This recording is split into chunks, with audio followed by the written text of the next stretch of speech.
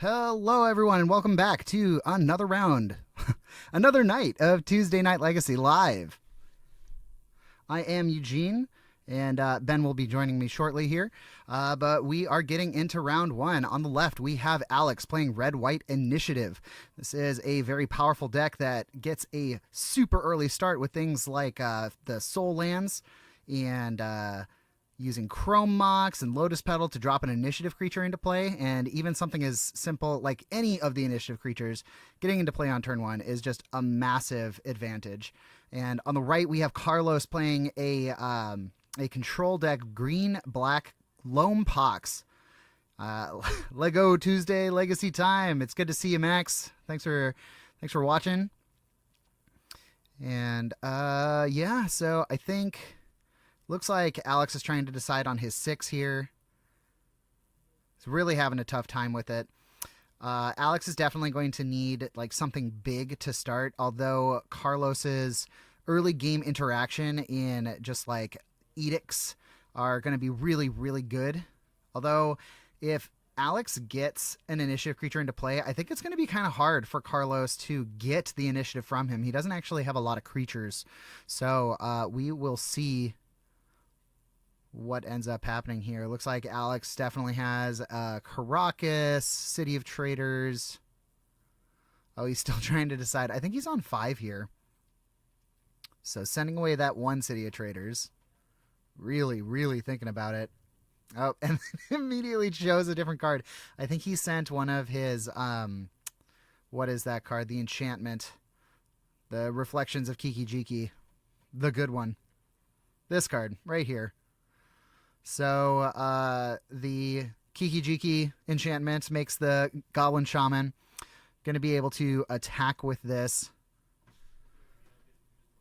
and generate some treasures. So we see Carlos just starting with a swamp.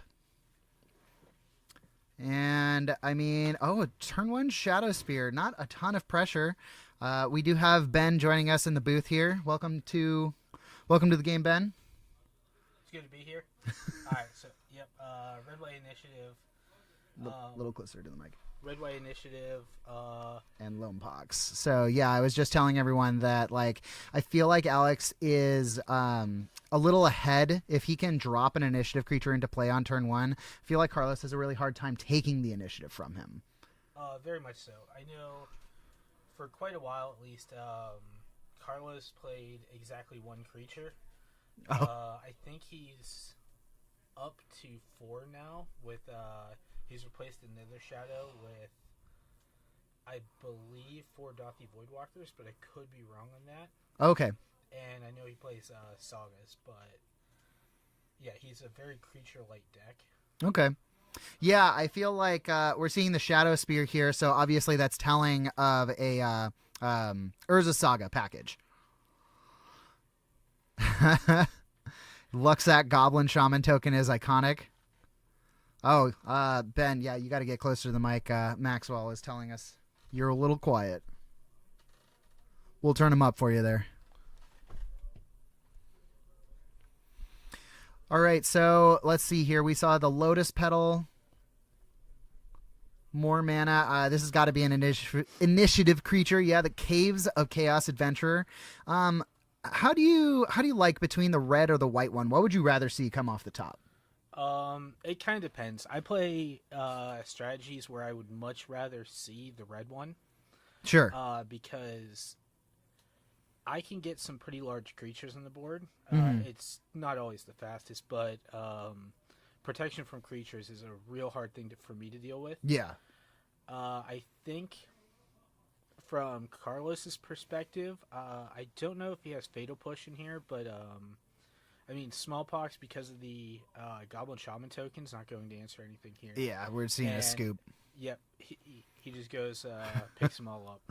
I mean, at that point, you're totally right, because with Smallpox being like one of the largest interactions that Carlos has, just being able to get rid of that that goblin token and even getting rid of the Caracas, like, who cares? You already found that basic off of the secret entrance initiative mechanic, and I mean, that's just 7 damage, 9 damage coming at you. No, it's a 5/3 when it comes in. It becomes a 7/5 off of the +2/+2, I think. Yeah, and then the following turn, because he's not going to be able to take it back anytime soon, the following turn definitely hits pretty hard with Trap, so that's another 12. So Yeah. without any other interaction from Carlos, that turn 2, 3, and 4 would have been just playing. Turn 2, the Caves of Chaos.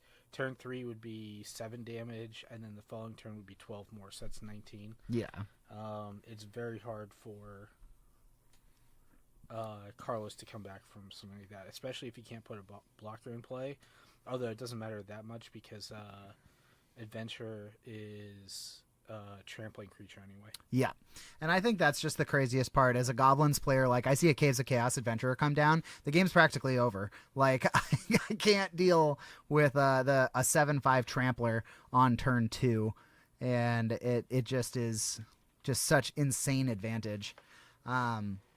I think the red-white initiative deck is going to see a little bit of change, but maybe I'd be wrong. I am a big proponent of the new card that just got printed, the Goblin, the Broadside Bombardier.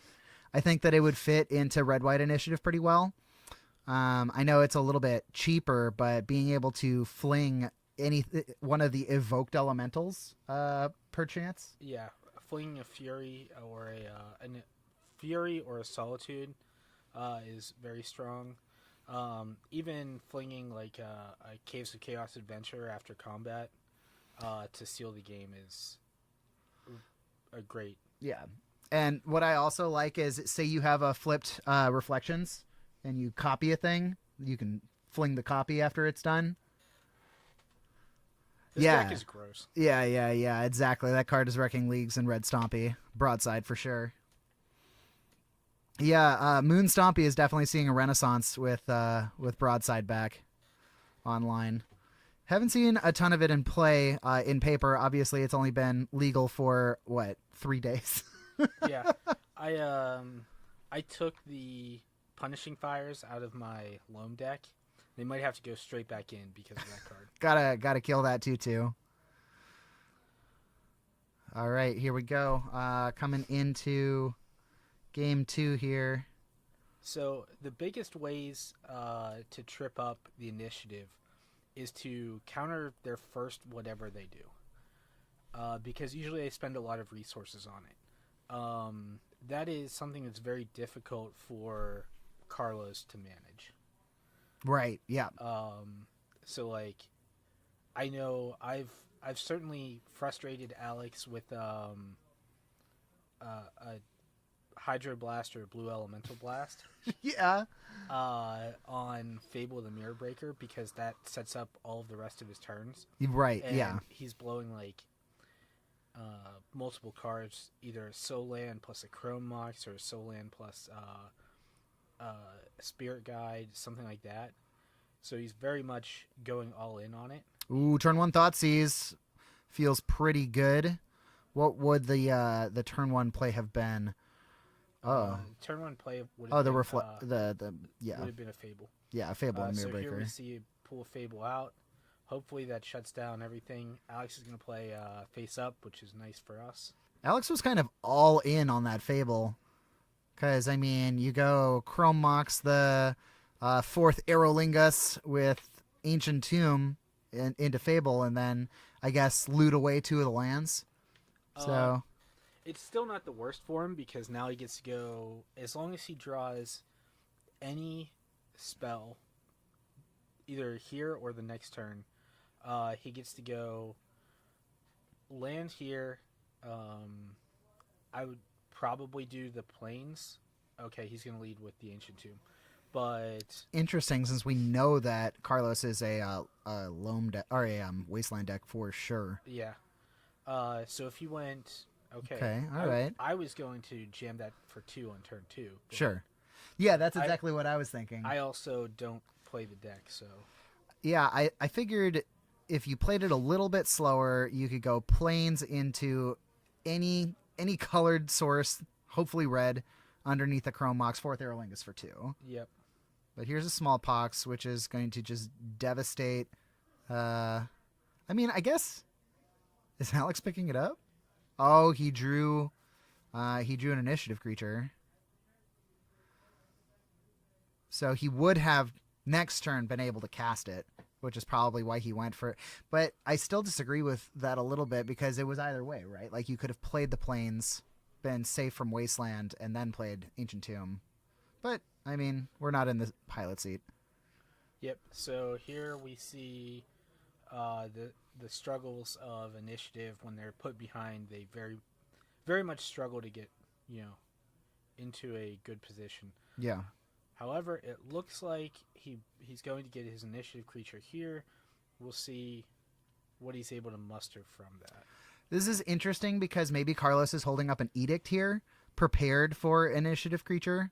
So if we see Alex Windmill slam this thing, and Carlos is able to edict it away immediately and then generate a construct, Alex will get some scry here. If that is the worst case scenario of what happens. So we are entering the dungeon. Secret entrance, getting a basic land from the deck. Something that Alex probably does not need right now, given how much he has, but because I think he's got 2 more in the grip. Yeah, at least a Plains and a cavern, I think. Well, he had to discard he discarded the plains. Okay, so we're seeing a Cling to Dust. If it's not a creature, you draw a card, right? If it's not a creature, you draw a card. Yeah. And then I think you can pull it up. Just click a little bit. There you go. It's probably over here. There you go.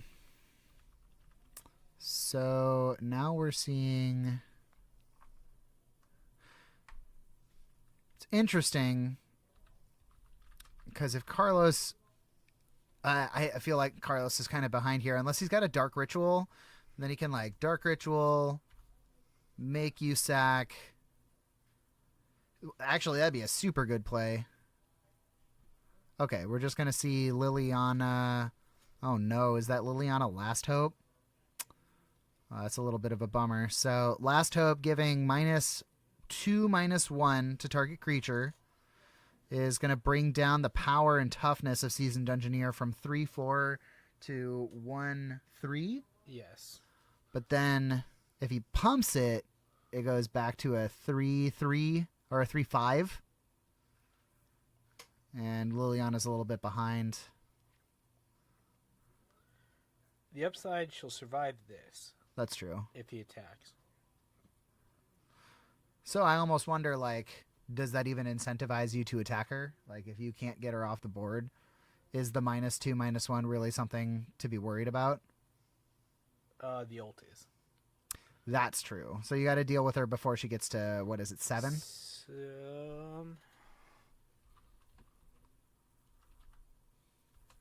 Game?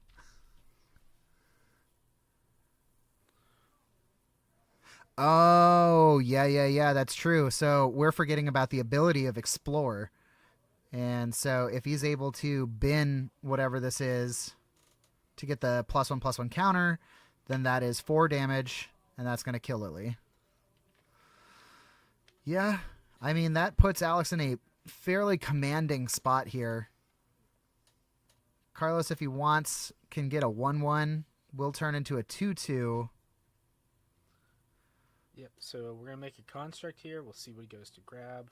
I honestly can't think of what 1-mana artifact can get you out of this situation. I would say I don't think anything's gonna get him out of it right now. yeah. What's the spell bomb? The blue one? Aether Spellbomb? Aether spell bomb. You got to pay blue to bounce though, right? Yes. Yeah. Woof. So we just solitude it. And Still get to resolve the search. yeah, Alex, no mercy here. Immediately kills the construct before the search resolves. And he paid for it too, so he gets to keep around this 3/2 lifelinker.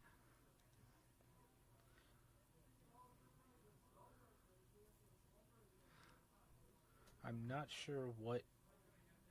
I know he stopped on, I think, a dampening sphere, which you can't get. Did Alex play his card wrong? Reveal a top card of your library. Put that into your hand. Otherwise, on the creature. Okay, no. So as long as it's not a land, you can put a +1/+1 counter on your creature. Yep. Okay. So, wow, that's a beautiful Retrofitter Foundry. Did they do that in March? March of the Machines? Or the Brothers War or whatever?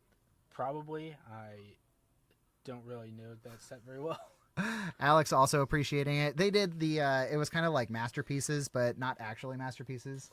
It was just all the Schematics, I think they were called. yeah, all the old border arts for the artifacts, which is cool. I'm glad they're bringing back old border. I like that feel for the game a lot more than some of the new borderless stuff. This is interesting. Carlos is presenting a swamp. He must have a Thoughtseize that he said. Yeah. Discarding Null Rod, which would have been a decent play, shutting down the Retrofitter Foundry. But I still think that Alex is way ahead here. Trap. Trap is so stupid. Hey, why don't you just lose 5 life? Is that game? How much damage is that? It's a 3, that's 6, that's 7, 8, 9, 10. Yep. I think that's it.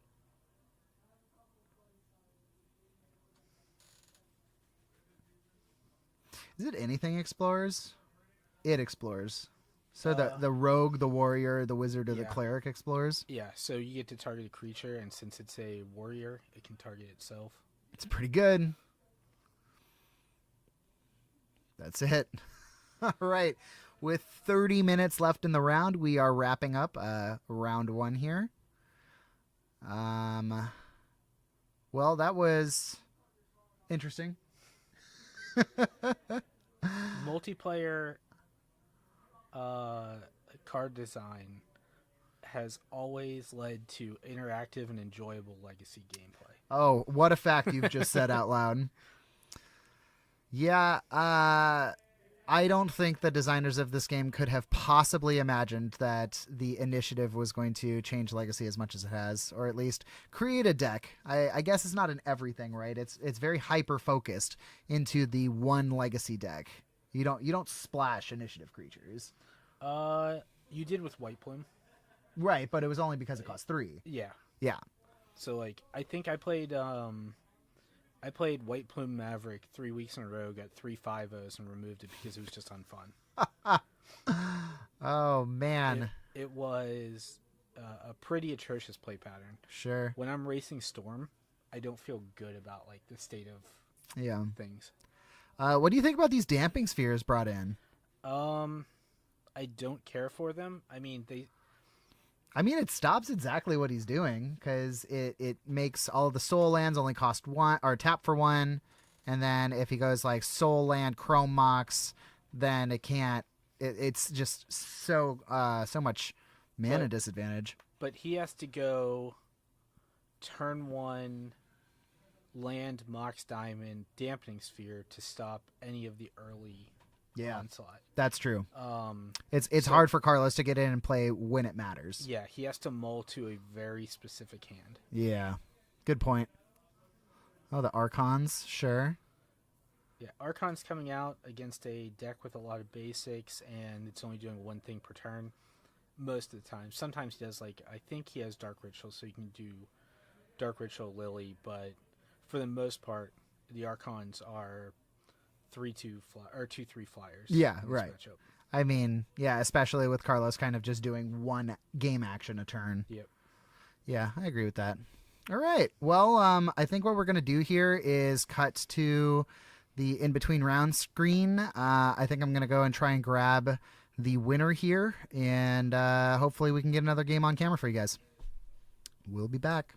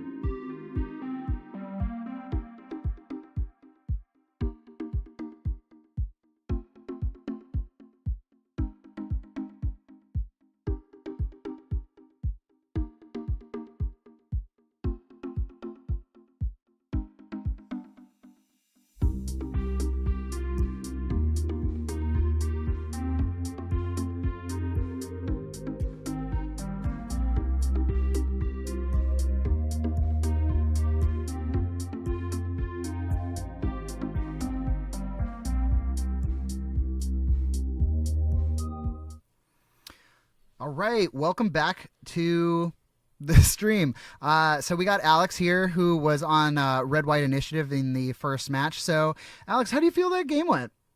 Pretty good. Yeah? I think. Yeah, I think Pox has a pretty bad matchup against Initiative. Yeah. It's not a mechanic that they can take away from me very easily. So That's what we were saying. Even if they deal, like, say you go turn 1 initiative creature, it doesn't even matter what it is, and he goes smallpox or shield edict or whatever, he just can't take it from you. exactly, yeah. If you can't take the initiative from me, I mean, we did see Urza's Saga, Right. but I don't know what other creatures he plays in that deck. I have absolutely no idea. I mean, we were talking, he had a but- one Nether Shadow in the deck. So, okay. yeah. That's cool. Yep. Yeah, the initiative's not ever going to the other side of the battlefield. No, and so even if you just sit there for, what is it, 5 turns? Here, I even have the initiative pulled up. Yeah. So it's 5 turns no matter what you do. If I go to throw in a dead 3, then I'm just going to another threat. Yeah. While doing that, though, I'm going to be drawing extra cards. If I need to, I can scry. Yep. I'm going to get another dude if I go into the catacombs. So if I decide to go to the Lost Well, then create a treasure token, then go into the catacombs, create a 4/1 with Menace, which makes it impossible for him to block with those Urza Saga tokens, and then I get to throw into the dead 3, and then I can just probably cycle it again. So if I don't kill him by then, if I don't kill my opponent by then, I don't know where the game's going to go, Yeah. but I can almost guarantee, even if he's not dead by then, he's not getting that initiative once. Right. So how do you feel about Red White Initiative in the meta right now? Red White Initiative in the meta is probably one of the best decks in the format. With Eternal Weekend Europe having just passed, I don't know if you saw any of those results. I didn't. You didn't? Okay. So Red White Initiative and Painter were the top 2 decks in terms of their win rates in the entire room. Over 700 players, both Painter and Red White Initiative have had an overall 56% win rate. Oh my god. But Red White Initiative had more like a across the board either 50% or higher matchup against every single deck. That's extremely good. Yeah. Red White Initiative is incredibly strong. It's one of the reasons I decided to play it tonight. Outside of not having the cards that I actually need to play my new version of Mississippi River. Oh, okay. Yeah. It looks like the chat disagrees with you. It says that Red Stompy had a higher win rate, but was lower down on the matrix. This is Maxwell resident Red X Painter player. Oh, okay. That's Maxwell. Okay, is that true? I feel like I have to pull up the. Oh, not front page. Okay. Oh, okay. not on the front page. Okay. Did it really? Mono Red Stompy had a higher win rate? That's interesting. I'm gonna have to actually look into that. I mean, Mono Red Stompy. I was talking just how great Bombardier is earlier. Oh my gosh, Bombardier is such a heck of a card. So Bombardier being obviously a great Goblins card, being a Goblin itself, but it has also found a home in Moon Stompy. Yeah. And so I think it was doing a lot of work this weekend, being able to fling Furies, deal extra 7 damage, flipping over Reflections of Kiki Jiki and then flinging those things.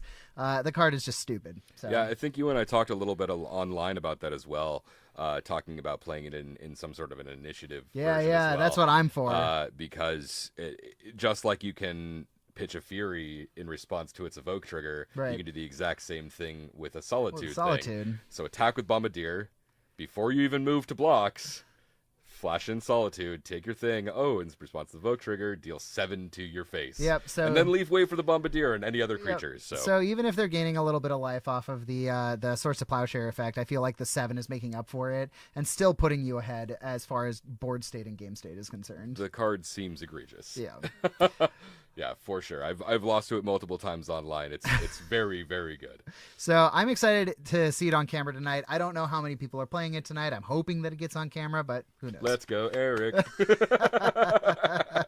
Yeah. So let's see here. Maxwell's saying it was 60% with 100 plus games at Prague, and Painter and Red White Initiative were both 200. Oh, I see. So there were more games of Initiative and Painter, and they had a similar win rate. Got it. Okay, yeah. So technically it was a higher win rate, but with less games. Less games. Yeah, okay.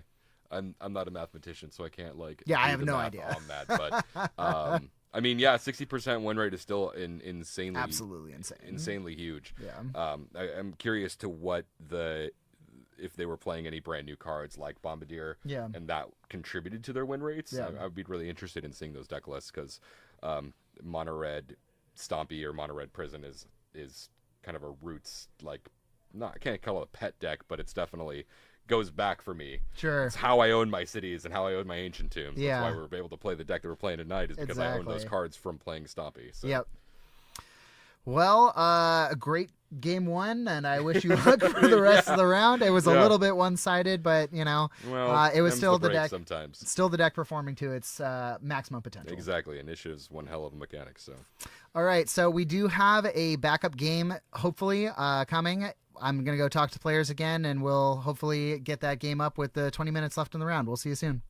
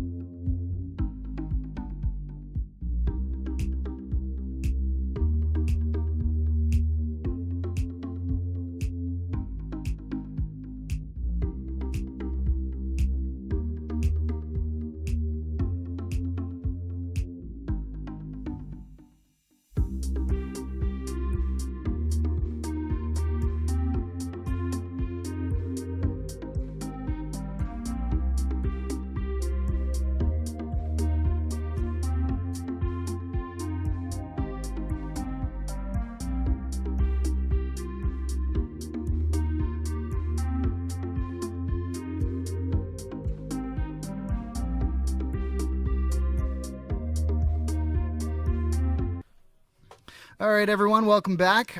This is the end of round one. We are getting a time extension here for having these players move. They are in their game 3. Ben, do you know what these players are playing? So on the right, we have Bryson with a 4-color Strifo pile, featuring Dak Faden's Orcish Bowmasters, and then a lot of value cards like Punishing Fire. I think he's got Life from the Loam, Uro, things like that. And then on the left, we have Steven, who has a green-white depths deck with Invasion of Ikoria for Vampire Hexmage. There's synergy there, and then there's also synergy with the Hexmage plus the Dark Depths. I know he's packing Not of This World to protect the Merit Lage token, and he's also got Explorations instead of Diamonds, which is kind of an uncommon play, but it's also a very budget-friendly version. That makes sense. Yeah, Diamond's pretty expensive, huh? Mox Diamond? Like $6.50 a piece. A little bit expensive. My playset made my wallet cry. Strifo pile. I don't know if you keep up with MTGO, but Strifo is doing okay right now. I'm not sure what his list is, but I've seen him trophy a couple times. XJ Cloud is up there with the most trophies, I think. I only saw yesterday, though. Okay, Ooh, so here we go. have... Yep, they're trying to play fast, so... here we have a sack for a land, play Exploration. It's going to get Force of Will. And then... So Steven's probably getting whatever his land is here. Probably grabbing a basic, I think, based on the switching the fetch that he was using. Oh, there you go. Yep. Okay, so Exploration to the bin, passes turn. And Bryson getting rid of that Brainstorm. So no turn 1 Brainstorm. Looks like he's got a Dak Faden in hand. Dak Faden, frequently the best thing you can do on turn 3. Especially if you have a turn 2 Bowmaster. Yeah, I mean, that's a disgusting play. I do it turn 2. Turn 1 Bowmaster, turn 2 Dak Faden gets really out of control really fast. It's part of the reason I designed the my lone pile the way I did. Okay, so we're seeing some advantage here. Steven grabbing his 2 fetch lands. What is okay? So he accidentally put the exploration back in his hand. Now it's back into the grave where it belongs. Right, we've got everything sorted out now. Woo-wee. We got there though. What I was gonna say is Life from the Loam, one of the better cards at maintaining advantage, making sure that you have those land drops. Bryson ready for that with the Surgical Extraction.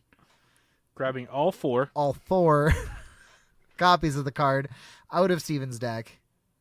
And Steven revealing a hand of Garbo, unfortunately. He's got his Not of This World in there. Now, what was this protecting, the Not of This World? Not of This World protects Merit Lage for free. Okay. So I think it's creatures with power 7 or greater. You can cast it for free.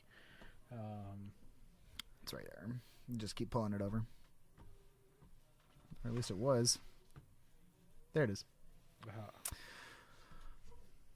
Not of This World, not great against edicts? Correct. Counter target spell or ability that targets a permanent you control. It costs 7 less to play if that spell or ability targets a creature with power 7 or greater. Okay. So Merit Lage and frequently Knights of the Reliquary. That's what I was going to say. Become larger than 7/7s, and so you get a free protection there. Gotcha. And no, Max, we are not in. This is actually game 3 of a different game we found to put on camera. We are still in round 1, although it is not game 2.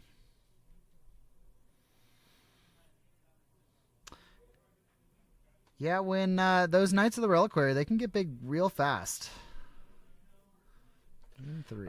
Especially depths. A little less so here without diamonds, but depths can very frequently get larger faster than Maverick does, faster than a lot of decks can. Sure. So I might be wrong here, but I think Bryson missed a land drop. I think you're correct. Yep. So Bryson stuck on 2 here. He probably kept that initial hand because of the surgical, I would guess.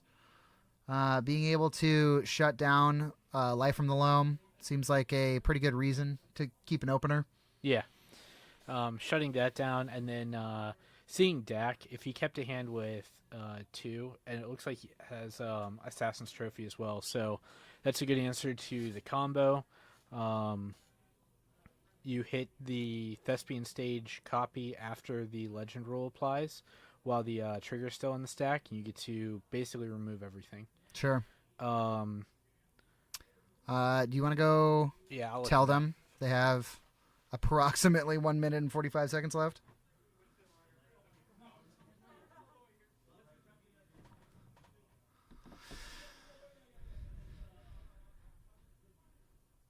So we do see the Ancient Tomb being pulled out here for the Endurance.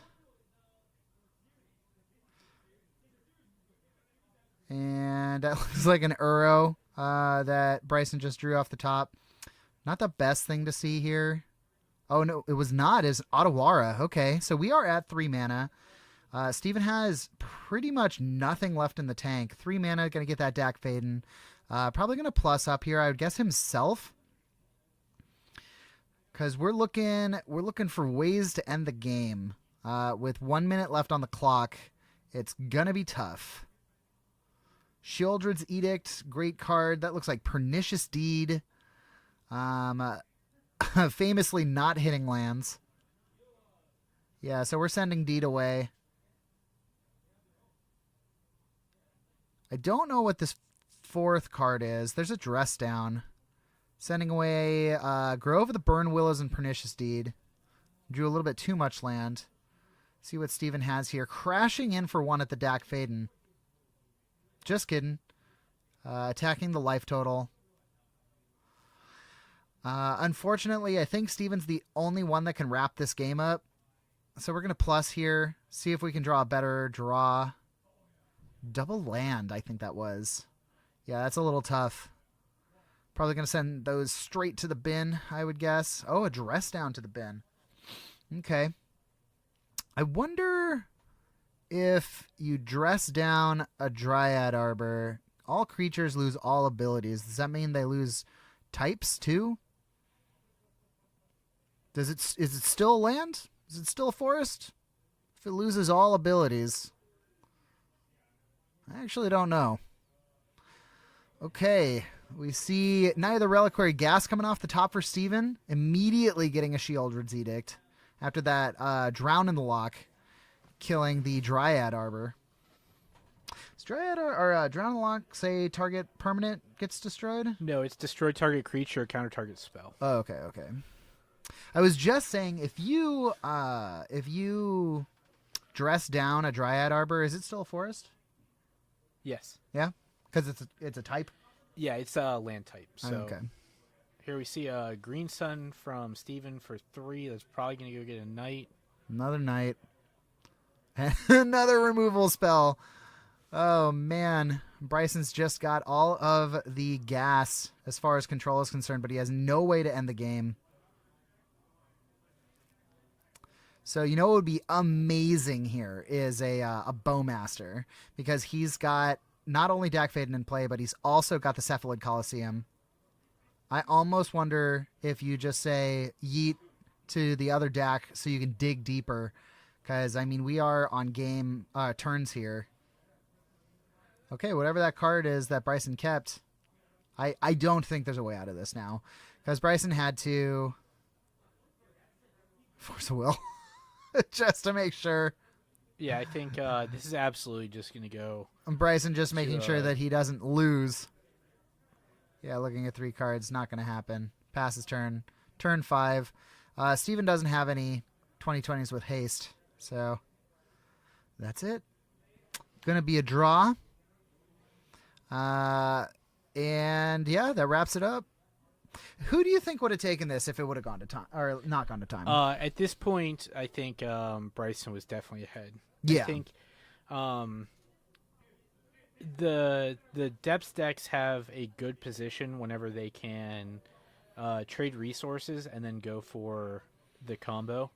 But Bryson with an active Dak Faden is just able to trade resources so much better. Yeah, just churning through the deck. Yeah, he's going to churn to answers. All of those lands that aren't that useful just become, the answers that he needs to whatever McCarty poses as a threat. Sure, yeah. Yeah, well, I guess that one ends with... not Took out 2 Minskin Boos and a Ponder for, looks like 2 Pernicious Deeds, and I can't tell what that last one was. It was the Pernicious Deeds and Circles. That's right. Yeah. And a Sarah Avenger on the table. I like seeing that. I don't think that was in the deck. I think he just purchased it. But come on, you don't like a 2/2 with or a 3/3 with Vigilance for 2? Flying and Vigilance? Pretty good. Yeah, if you cast it turn 3. Yeah. I'm sure it's for some CDH deck or something. Or, yeah, I don't know. I still like it. I know William likes it, but he's switched over since then to Giada, I think, has kind of replaced that almost 100%. Yeah, I don't think William plays it at all anymore. Yeah. He's in chat. He might be able to say. He might tell us. He might not. Depends. All right, we are going into round 2 here. I have no idea who's going to be playing, so we will get back to you in probably less than 2 minutes or so. I'll see what I can find out. Sounds good.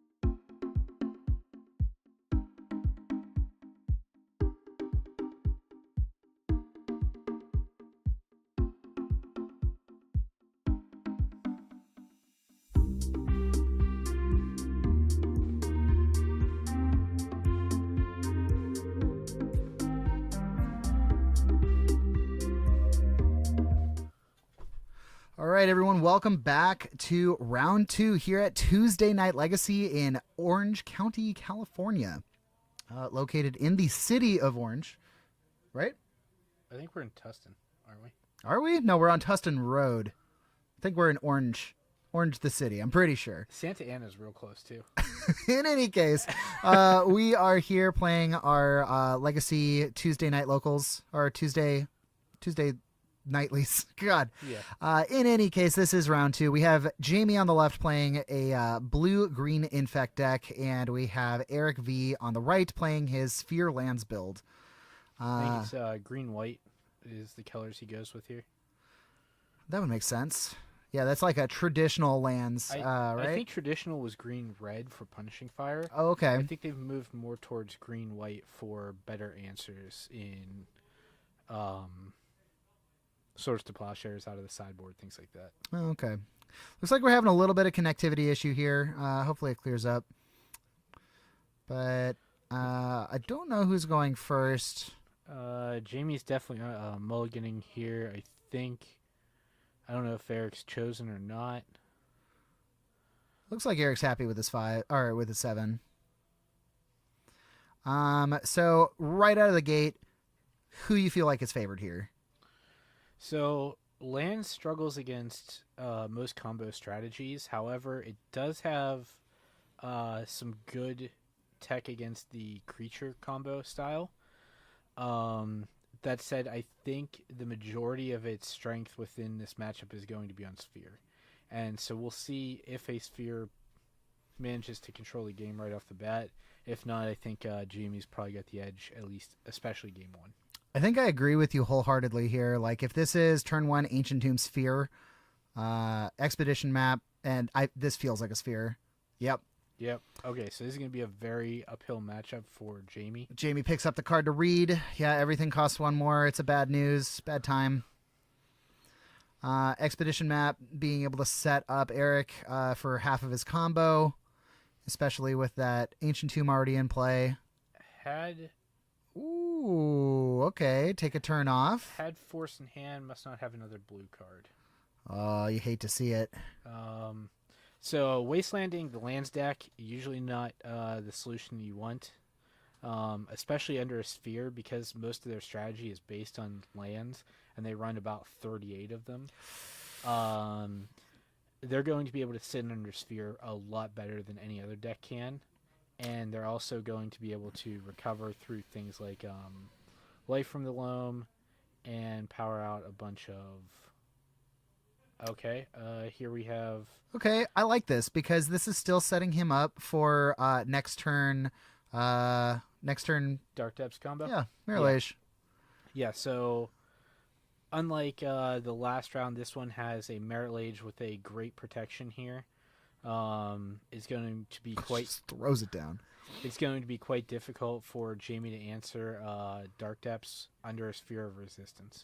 Yeah, I mean, even if you Legolas quick reflex that thing, it's still hitting you for a good amount of damage. Did Jamie... Oh, that was all on...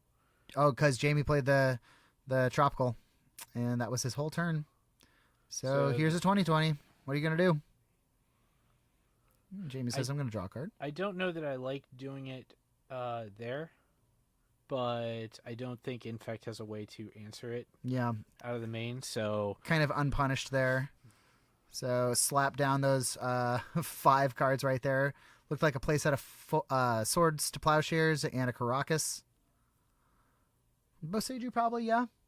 Yeah, Boseiju is pretty good here. It answers both the Sphere, which can let Jamie combo off pretty well, and it also can target the combo. I think he also brought in the Force of Vigors, which seems like a pretty good play too. Yeah, not a bad choice. Your main targets, while Mox Diamond seems like it's a juicy target, you're going to want to aim for the Saga land, the Urza Saga, and the Sphere of Resistance. Yeah, definitely. I feel like being able to pay 1 on your opponent's turn and blow up like a Sphere and, you know, a construct making land. Yeah. That's going to be a huge swing. I mean, there's a possibility where he just wants to do it as a 2 for 1 just to get a sphere out of the way, so you can go for a combo kill depending on like what's going on. Yeah. Let's see if we have a lands list. I know I have old ones. Doesn't look like they're going to be under aggro though. So probably under combo. They would probably be a controlled deck.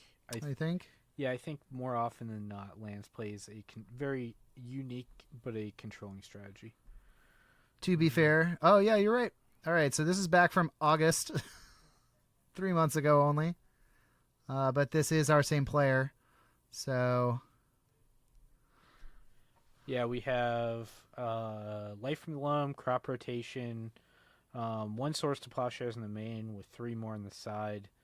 And then we have Crucible, 1 of Expedition Map as a Saga target, 4 Mox Diamonds. We have a Pithing Needle, a Shadow Spear, a Soul Guide Lantern, and then the 4 Sphere of Resistance and 4 Exploration. 4 Sphere of Resistance is pretty big. Running main deck, I mean, it totally makes sense. Do exactly what Eric did right there. Lost the Elgato for a second. It'll be right back, I'm sure. Doing its thing. I'm sure it'll be back. And if it's not, I'll run out there. I'm looking at the sideboard here for the lands, and I don't know. I mean, like, nothing. I'm not super impressed by any of this. Maybe the swords. Swords is probably the only thing that's worthwhile coming in. It looks like the Hollyland has given up, so I gotta go reset it. I'll be right back. All right, don't worry. I'll entertain everybody while you're going. Thank you, Ben. I should have gotten up. It's okay. Not been a lazy bum. All right, so now without having any idea what's going on, I'm just going to sit here and talk about the possibility of what's being chosen. What I'm actually going to do is try to find a list of infect. Hopefully we can find a nice infect list here as well, because what it's going to try to do is drop down a turn 1 Glistener Elf or a turn 2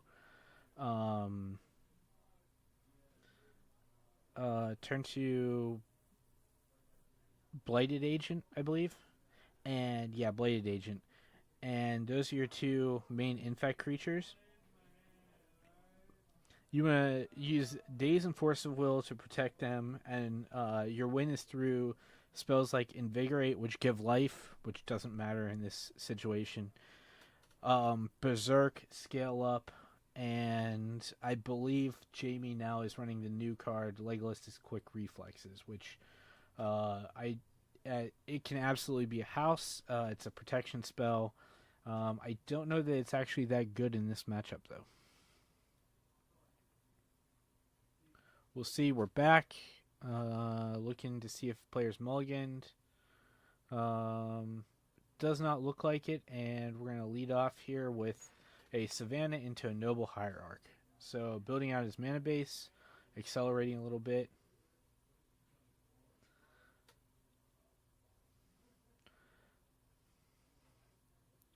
Again, from Eric's side, the best thing that he's looking to do is cut down on the ability of infect to just jam in spells to combo. So, yep.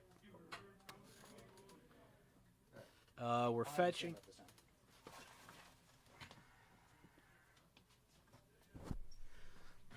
Oh. All right, what'd I miss? Sideboarding mostly. Okay. Jamie led off with a Noble Hierarch to, establish some mana. And Eric is going for crop rotation. Crop rotation off his Savannah, looking for, I would guess, this would be probably not a bad Tabernacle spot. Is Mazavith pretty good here? Does Hexproof work? Yeah, I guess it does. Yeah, Hexproof will stop. Yeah. Mazavith from working. Okay, we're gonna grab an Ancient Tomb. Do we have the sphere again? The turn 1 sphere. I mean, you just mulled the sphere against this, right? I don't think either player took a mulligan. Okay, but I'm just saying, like, if I'm playing lands, I feel like if I'm playing against Infect, I want to see sphere every game all the time. Yep. Yeah, especially without Punishing Fire in these lists at this point. So we have 2 mana for... Oh, a Brainstorm.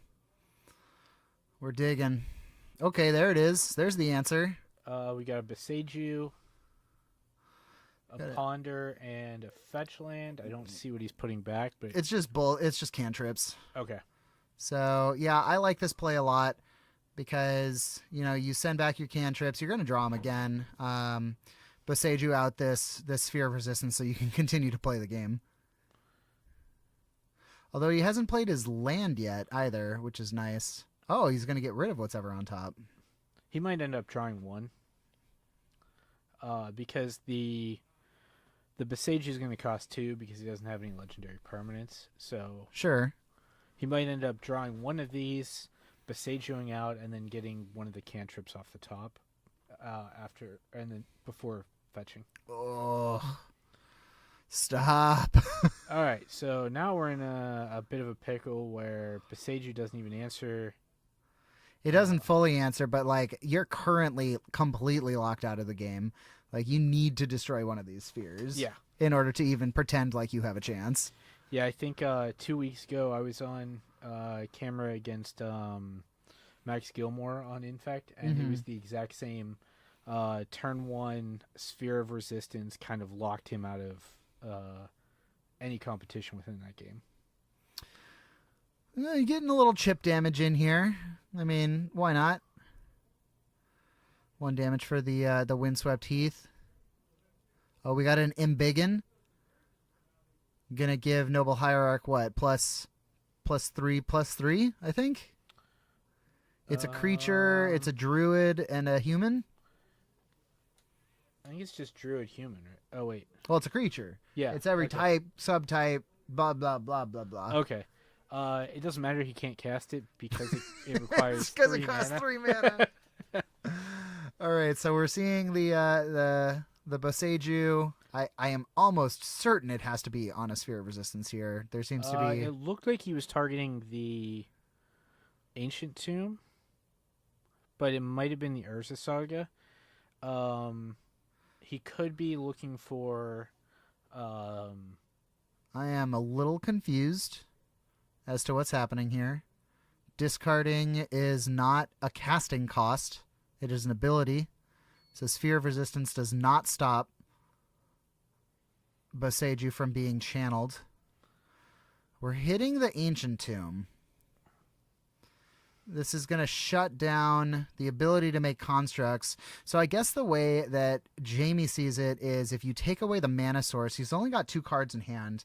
He's not making a way to close out the game. Yeah, but this will still get 1. So as long as one of the 2 cards in his hand is a land, he'll still be able to make the constructs. Are you sure? Because it's going to go to 2. He plays a land, and then it goes to 3, and then it's gone before he can make a construct. Going to get him. Oh, that's true. It does get him a basic land type. Yeah, so yeah. I think you have to, given that Eric's on 34, 35, 36 lands here, I think you have to, if you're going to hit a land, hit the Saga. This is definitely a judge call of some sort. I am very confused.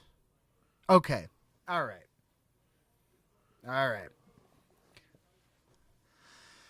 So if Eric declines to search, okay. I was about to say that's very interesting to think he couldn't find a land off of Boseiju trigger. Land, much like Maverick, does not actually have a very good mana base. Oh, okay. It is extremely fragile for what it looks like it should have. A lot of that's because you have a whole bunch of sources that don't produce colored mana, and so you're relying very heavily on things like your few dual lands and your Moxen to actually produce the colored mana for you.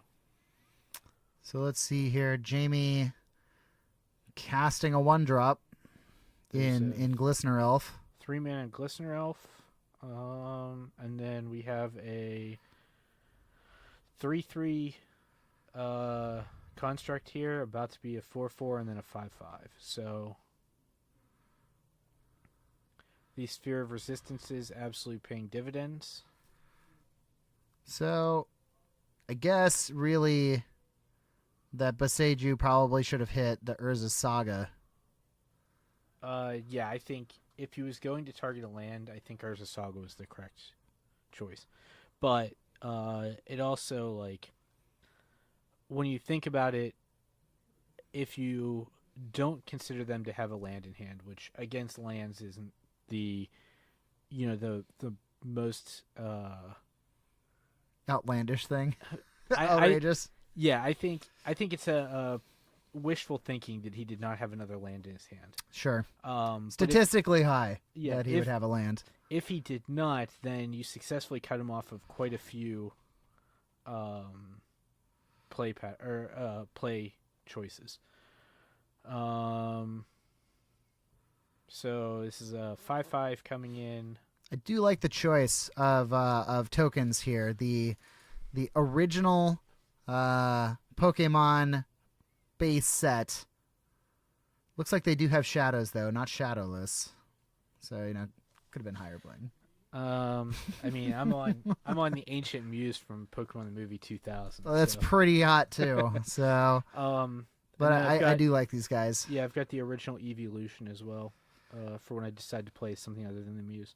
But yeah, this store especially, a lot of us play a lot of Pokemon cards. Yeah, vintage Pokemon cards. Vintage Pokemon cards, vintage Yu-Gi-Oh cards. I see a lot of. I myself go with the Metal Goblin token. So yeah, that's really nice too. See a Valley of Morgoth, right? Is that wasteland that Eric fired off to get rid of the tropical island? Yes. We're seeing. Oh, there's the Force of Vigor. Force of Vigor pitching Legolas's quick reflexes. He's going to blow up these two constructs, not on Jamie's turn, paying the 2 mana required for the spell. I think I would have hit the 2 Spheres of Resistance. I think I agree with you. Because that removes 4 damage that you're taking and frees up a combo if you've got anything in your hand. So we're seeing 3 mana. I think maybe Jamie thinks that if these spheres stay in play, it's hurting Eric as much as it's hurting him. And I don't know if that's the case, although if Jamie draws a Invigorate here, so this is 2 damage. So 2 poison. First poison damage this match. Does have a Maze of Ith in play. Looks like he ended up.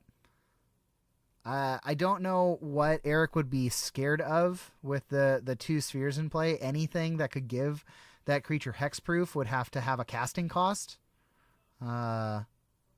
Like even Legolas's quick reflexes, which I think Jamie actually has in hand, would cost 3, right? Yeah, I don't even know if I would leave it in this matchup.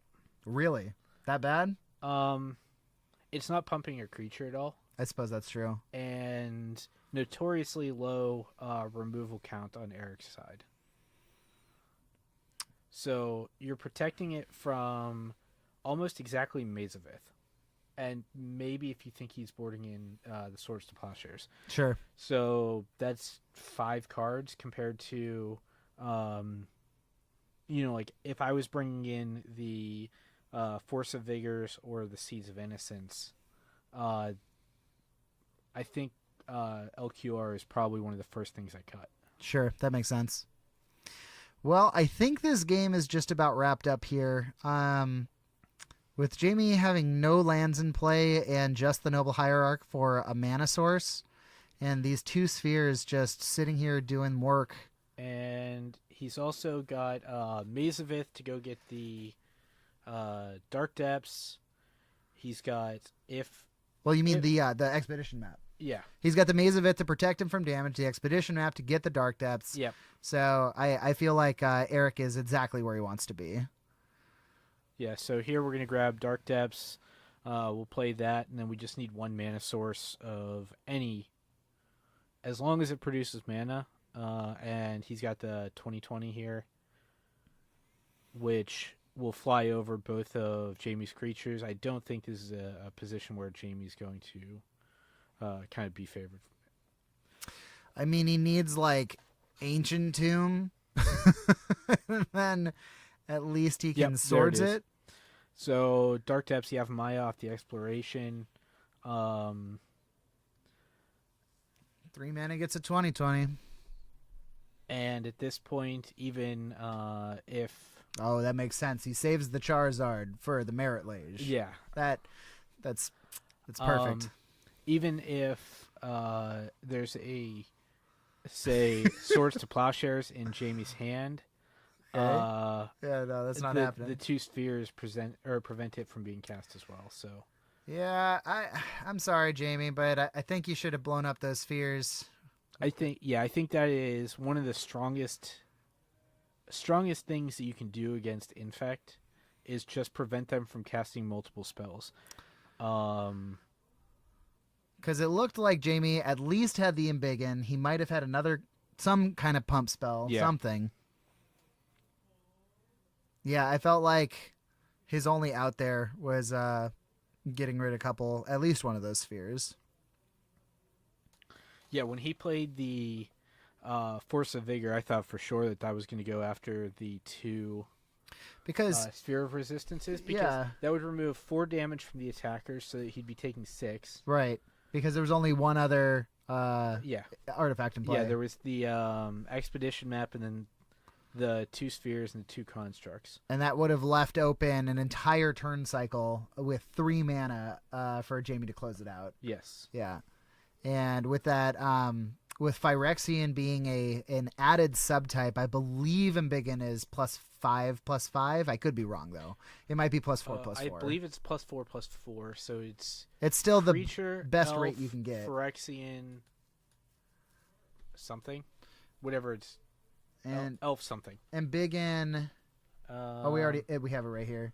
So each super type, card type, and subtype. So Phyrexian, elf, warrior, creature. Yep. So +4/+4. So it'd be a 5/5, 6/6 with the noble hierarch, and then just about any spell. Just about any spell. We'll close that out. So. Well, you live and you learn. I don't know that Jamie has a whole lot of experience playing against lands. We've got a couple players here, but, with any given day, 22 to 26 people, you don't always go up against. That's fair. Yeah. You don't have that hyper-specific knowledge of what every single player is on. I seem to go up against lands constantly. I've been against Infect exactly one time in the past 6 months. Which is pretty crazy because I think we have 3 players on Infect at the store right now. Because Max Gilmore was playing Infect. I think he's off it now already. Jamie's on Infect, and then Mickle's playing Infect. Yeah, I think the only time I played against Infect was, I think 2 weeks ago, round 4. Max wanted to play. Wanted a chance because, LQR just came out, and he wanted a chance to, get as many reps on it as he could. So, of course, yeah. I hung on at 9 Infect. Just barely staying alive. All that right. last point is the only one that matters. Well, 27 minutes. I'll see if I can find somebody to switch over. That sounds good. We'll jump to in between rounds, and we'll see y'all soon.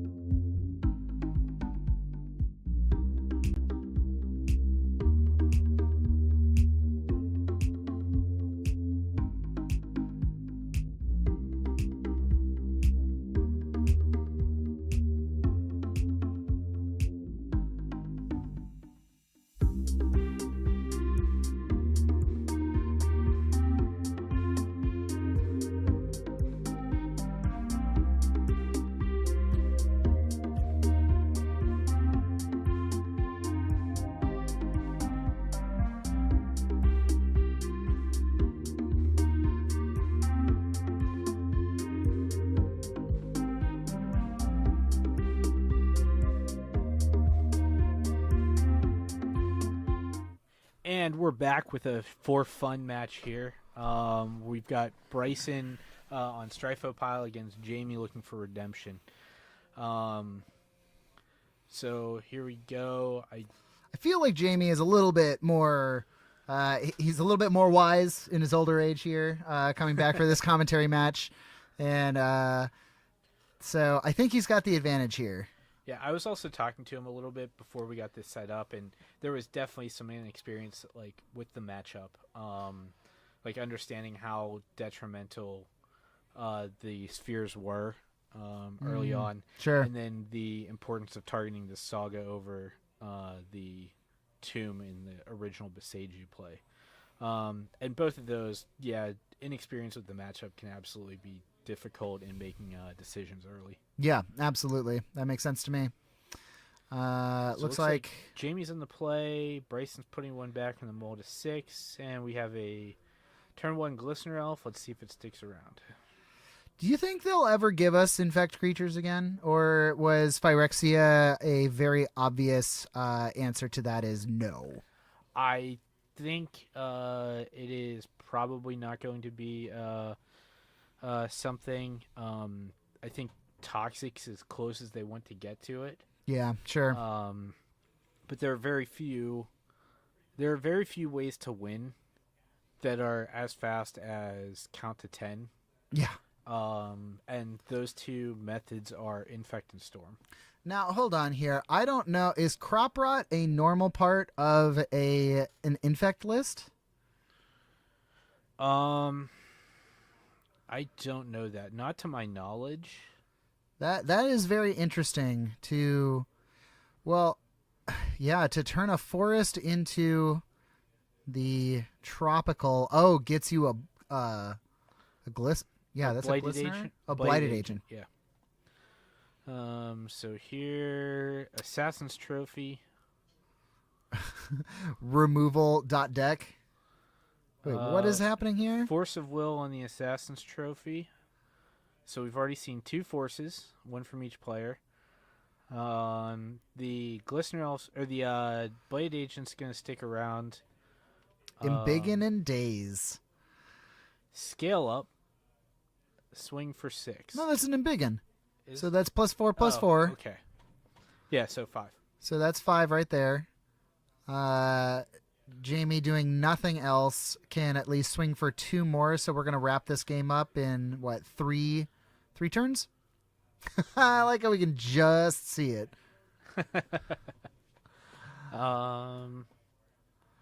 Brainstorm here. I highly doubt Bryson's going to let this thing sit on the field. Because Bryson's pile includes things like Punishing Fire. Orcish Bowmasters. Bowmaster, easy. Orky B. I guess this Blighted Agent kind of dies to literally anything. Yeah, just about any spell in Bryson's deck can answer this. Yep, a Stiff Breeze will be killing this thing. Now, if you see an Edict and you have it presented on field, do you activate the Inkmoth Nexus in response to lose the land? That's a great question. I'm not an Infect player, so I couldn't tell which is more useful. However, I think you do because, all right, well, we have a second Blade Agent. Whoa, Force Pitch Force. Get this guy out of here. All right. It was almost like Bryson was waiting for something to get killed. Is that a Cling to Dust? Cling to Dust, removing probably Embiggen to get the card draw. I'm not entirely certain why Jamie exiled his Blighted Agent, maybe thinking that was like a Force of Negation style effect, getting the cards mixed up a little bit. Bryson with some of the prettiest lands. The guy goes pretty hard on his bling factor, showing me those Force of Wills. We can't see it here, but those are a playset of German Force of Wills. Recently acquired. And then you can see all of the altered duels that he has. The Guru-style Taiga, the Underground Sea with the custom art. Yeah, the full art. Borderless almost. Many of his non-reserve list cards are foreign. Yes. So you can see there a Japanese foil Cephalid Coliseum. What's up? I just want to make sure you got both games. Those were great. Oh, yeah. That was really good. We're seeing an Invigorate here on the Blighted Agent. That's going to be a +4/+4. This is going to wrap it up if Bryson doesn't have it, which he does not. And that's going to be game 1 here in round 2.5.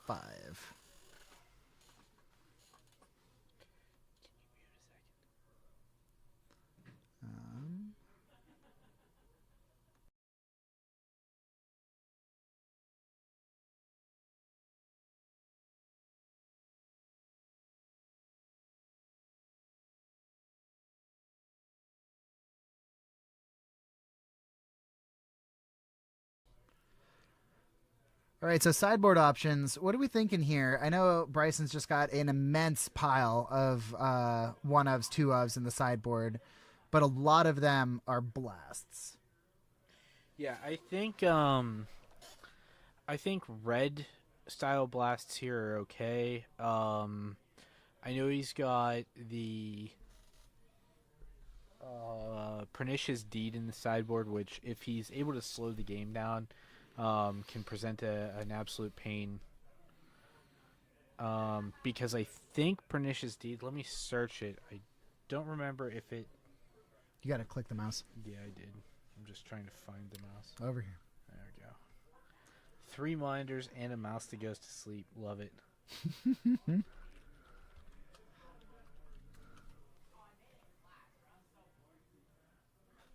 So Pernicious Deed will kill Inkmoth Nexuses that are activated. Sure. You know, Pernicious Deed is actually a workaround to LQR. It is. Yep. Yeah, I've got 2 of them in my sideboard currently. They're a fantastic sweeper. It's unfortunate that it hits me so hard, but sometimes you just have to... You have to pay in blood in order to not die.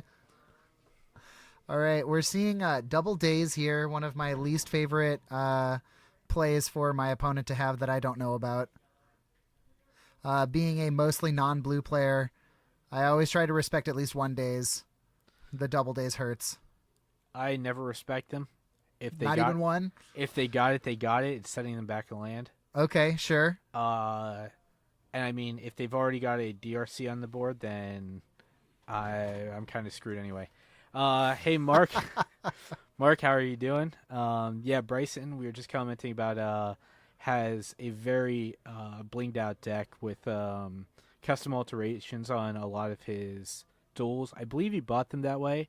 And then most of his deck is either in German or Russian, with a couple of Japanese cards as well, I believe. Bryson pulling up Moxfield here. I'm not entirely certain what he's looking for. Going down the deck list. Oh, he's pulling up Cling to Dust. Yeah, I think he's pulling up his own deck in Moxfield to try to figure out Cling to Dust. He needs to know exactly the wording on the card. So, yeah, I believe he is targeting his own land. We actually were just talking about this. So I think Cling to Dust, if it doesn't hit a creature, it's a draw card. Yes. Yeah. Anything but a creature's a draw. A creature's gain life. Yeah, and so you gain 3 life if you hit a creature, and you draw a card if it's anything else, which you just said. Sorry. All right. So Jamie deciding that's not good enough for a daze. Makes sense to me. Oh, we're seeing the cracks with the Dryad Arbor here. 3 dazes? Oh my god, it is 3 dazes. But he can only cast 2. Oh, here it is. There's the daze. You pay for the daze, and then you get the bounce daze. So the Drown and Lock, we're going to see if Bryson has a response here.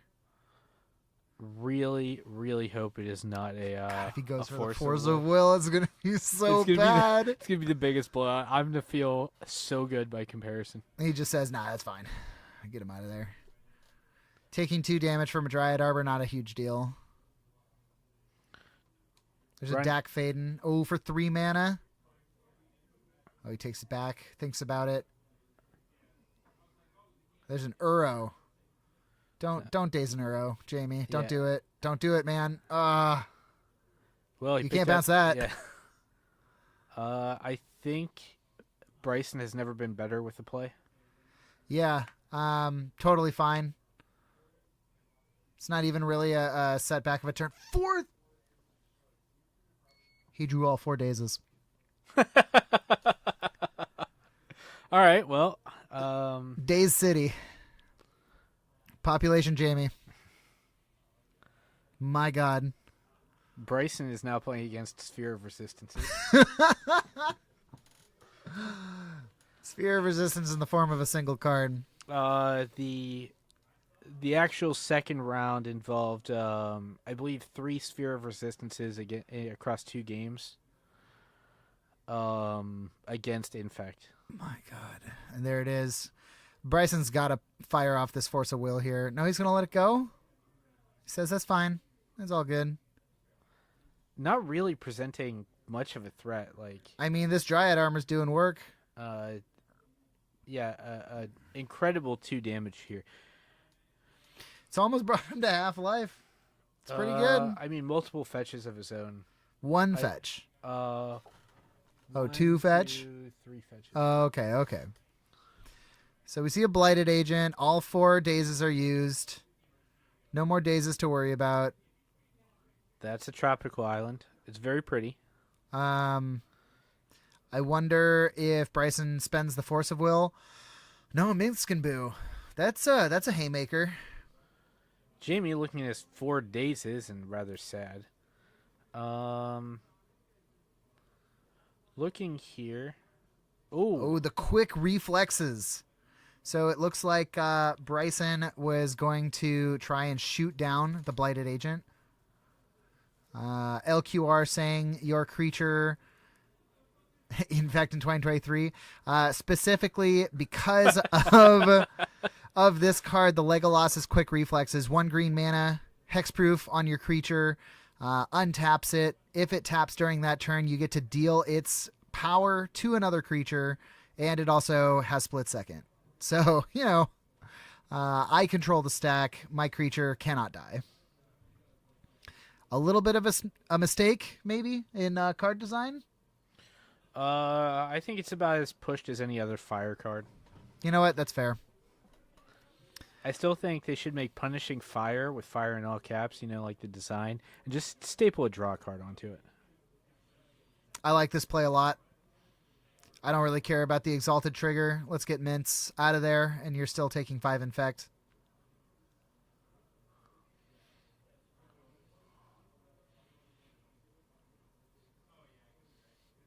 Ooh, is that a Submerge in Bryson's hand? Where's a Beanstalk when you need one? Don't get to draw a card. Do not tell him I said that. He doesn't. We don't need more beans at this store. Beans in Strifopile. I don't think it'd be as good as you want it to be. Jamie firing off the second one.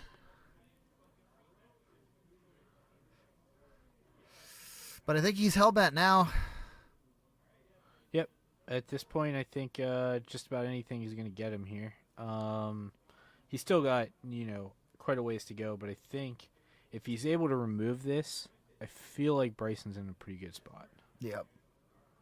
Technically, it's untapped right now, but I don't think that's going to come into effect. A little bit of deck thinning. Maybe don't draw a land. Mathematically, it doesn't change almost anything. That's true. But superstition rules.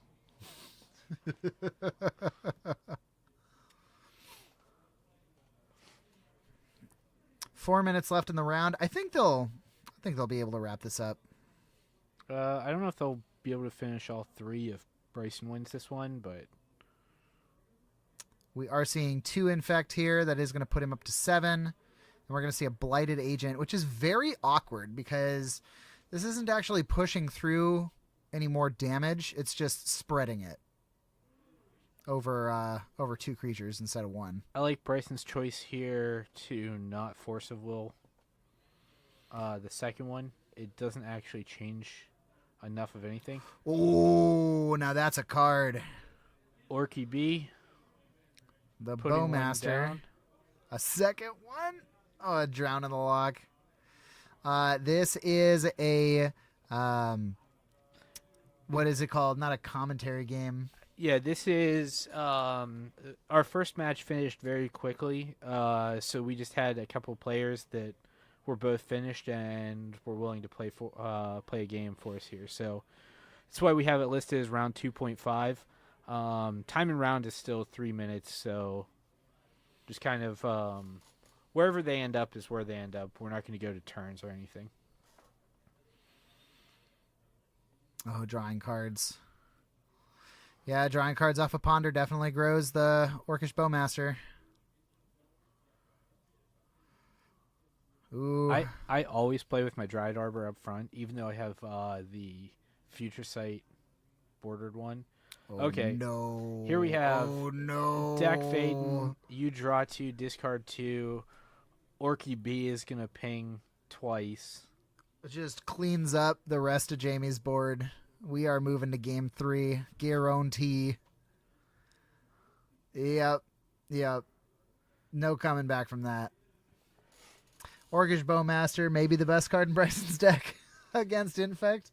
Yeah, I mean, I gotta credit Ali with this. He's been calling it Orky B since he picked up a set. Nice. And it's yeah, I was caught on as well. I called it Orky B. But Orcish Bowmaster and Dak Faden are a match made in heaven, especially in matchups like this. Looks like they're just going to pick it up with only a minute and a half left in the round. I get that. Why start another game if it's not for realsies? The thick Charizard. But I did like that. I think Jamie found some redemption in those games. He was able to take that first game pretty easily. And played that second one pretty much as cleanly as he could. Yeah, I think second one, I think he was aggressive with his dazes, but he had 4 of them, so you can kind of be aggressive. How many more dazes could he have? I don't know. Turns out all of them. Every time I play against Andrew, I'm convinced he plays 6 Reanimate, 6 Grief, because he griefs me and reanimates me turn 1 more than everyone else that's played Scam combined. I mean, he could. You never know. All right, with 40 seconds left on the clock, I think we're going to jump to the hold screen, and we will be back with you all shortly for round 3. We'll see you soon.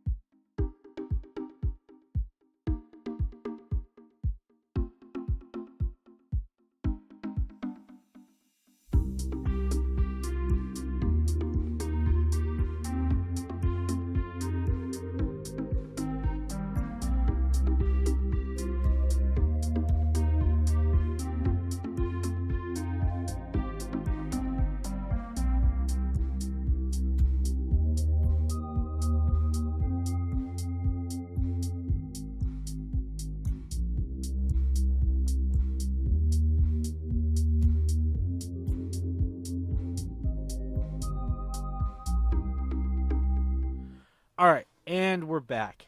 Round 3, on the left, we have Andrew on 4-color beans list, and on the right, we have Michael on Stifle Knot. Andrew, traditionally our Stifle Delver player, who I'm hoping just gets stifled out of this game. Oh, that'd be so sweet, wouldn't it? It would be karmic justice that I could never dream of. I wonder if he even knows that Michael is on Stifle Knot, because, I mean, it's been a while since I played against Michael, but he usually is on Show and Tell, from my experience. So, yeah, the past couple times I played against him, he was on Show and Tell, and I just have no out to that deck. So this will be interesting if Andrew plays into a couple good Stifles here. I think Stifle being especially good in this, since there are so many fetch lands in the 4-color beans list. Yes, you can definitely shut it down that way. You can also, there's quite a few. Ooh, okay. Here of some lands. It's just Rug Delver. It's just Rug Delver. Rug Delver with beans. Ooh, okay. Showing off the King's Mail accessories. That is by Andrew King. Making those little bags. I'm not sure if he's still taking custom orders, but you can go and check it out online. King's Mail accessories. Pretty sure that's what it's called. I have no idea. It's like chainmail. It's like a play on chainmail. I'm not 100% sure. The man used to make chainmail, is what it comes down to. Oh, okay. Totally foreign concept to me. I'm not into any of that nerd shit. Okay. It looks like Michael's picking it up. I was not aware that Stifle Knot ran Lightning Bolt. Is that I thought that was a card I saw. I think I thought Stifle Knot was a blue white deck. Is that incorrect? So I've seen it as blue white, I've seen it as mono blue, and I've seen it as blue red. Or no, blue black. I don't think I've seen a blue red. That's not to say that it's not fine. DRC is still a hell of a card. True. You still got quite a few strong spells out of pretty much any color that you add to blue. Oh, we got Jesse in the chat. What's up, man? Yeah, we got Beans versus Stifle. We're trying to determine here. It looks like Michael's got a grip of permission spells. Always good. I don't think it's great against... Oh, he throws it back. I don't think it's great against Beans. Okay. Because Beans is just going to outgrind anything Stifle Knot's doing. That's true. Michael's on essentially a different tempo deck, but it's still tempo. So we've got a tempo player here in Andrew, who has basically been on tempo the entire time he's played Legacy for like 12 years. Sure. Going against somebody that switches decks pretty frequently, for Legacy, that is. Right. So, Michael's really got to be comfortable with his hand, comfortable with his strategy here. Looks like he's putting back 2 Force of Wills. I think that's is it Slip Out the back? That was definitely a Stifle and a and the Dreadnought. So I think Michael is seeing his primary strategy in his opener 5. Oh yeah, there we go. Ponder. Look, he must have had at least one land, or else I don't know if he could have kept that. And yeah, you're right, William. I do remember Michael being on a red-white initiative as well for a hot minute. And I agree. Has traffic just gotten worse in like the last 2 weeks for you? Traffic was nothing this morning when I went to work. But, oh, okay. All right. What'd you go at, like 5 a.m.? No, I actually went in at like 9. So okay. I avoided rush hour a little bit. But, okay. Tomorrow I got to be at work an hour early, so got to be there at 7. Usually I'm there at 8. So probably gonna be having a rough night here if I stay for all 4 rounds. Might leave a little bit early. That's fair. All right, so Michael's seeing exactly what he wants to see. A couple of lands off the top here. looking for that second land drop, and probably blue card, I would guess, to be able to kind of set up for a 12/12 with protection. It looks like he took the took the Flighted Strand, left a Brainstorm and a Trap on top. I like that. You draw the Brainstorm, you get to play your land, get rid of the last land, and then put a 12/12 into play. That's the goal. Hopefully, one set of Force of Will is enough. Does he have a Force? Yes, he's got a Force in hand. Okay, I thought he had a Brainstorm. So there's the Beans. Beans, a very interesting uncommon enchantment from the new Wilds of Eldraine set. I guess it's not new anymore since Ixalan is now out. But yeah, just a little old enchantment. Says whenever you cast a spell that's 5 or greater, draw a card. Or when it comes into play, a fair magic card. People quickly realized that you could abuse the hell out of Up the Beanstalk with evoke cards and alternate casting cost cards because they still cost 5 or more. You just get to pay them alternate casting cost wise. Yeah, things like Force of Will, Solitude, Fury, Leyline Binding, anything that has a reduced effect but still has the same mana value or converted mana cost can all trigger the Beanstalk. So you're basically making up for the disadvantage that the evoke cards have by getting to draw that extra card. So it only actually ends up costing you 1 card worth of investment. They could have changed the wording on that card ever so slightly. Say if you spent more than 5 or more on this card, then you get to draw a card. But here we are. It's a deck in Modern. It's a deck in Legacy. It might be a deck in Vintage. I don't know that for sure. So we have Michael playing the slow controlling game here. Lightning bolts in response to the second DRC, so preventing multiple triggers in case there was permission. Yeah, I mean, that kind of seems safer, so we know that Andrew has Daze in hand. Lightning Bolt, an Unholy Heat, and I don't think it was a Daze. I think it was Brazen Borrower. Oh, okay. Well, then I might be wrong about this Force of Will, too. There's a Brainstorm. Oh, it's 2 Brainstorms and a Stifle.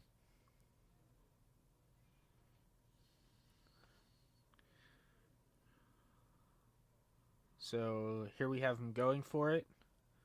We've got the Dreadnought on the stack. Ability on the stack, we're going to Stifle.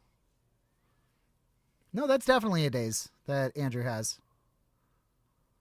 It's the first card in his hand. Oh, then he may have a Daze and a Brazen Borrower. Oh, okay.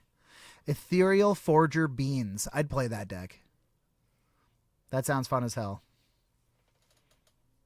I just like any chance to play a 3/3 whale. Flying whale.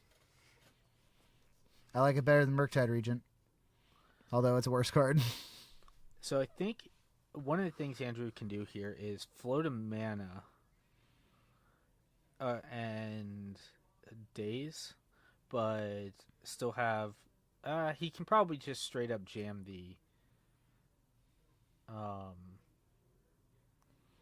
bounce if you'd like. So you're like, okay, here's Daze. Pay more mana, please. I'm going to do some surveilling.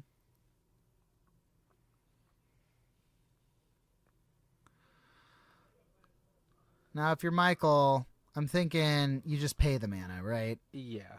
And then once this inevitably gets bounced, you're just going to look for another, either slip out the back or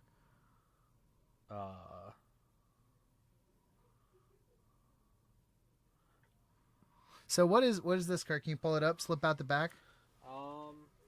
Yeah, 1 second. So slip out the back is just another way to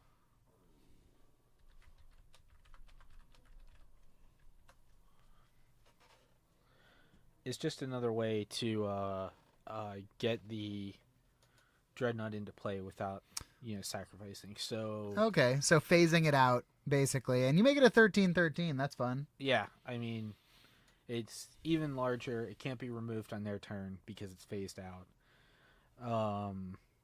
Not too many removal spells currently that are doing that. Looks like he didn't even wait for him to pay days. That's very interesting. I guess that makes sense a little bit. Say Michael hits Daze Force of Will off of his Brainstorm, and then he can load his hand with 2 counterspells. So this way we know that the Dreadnought is answered. Although I would say Andrew's not in the best position right now. He's got 9 damage worth of spell here in his hand. That does not answer a Dreadnought. Gonna need 2 Unholy Heats. There's a Daze. Is that a DRC? A Volcanic Island, and I think that might be a DRC. So it looks like putting back the Dreadnought, and I'm not sure what the second card is. Yeah, some blue card. Brainstorm? Oh, it's Brainstorm.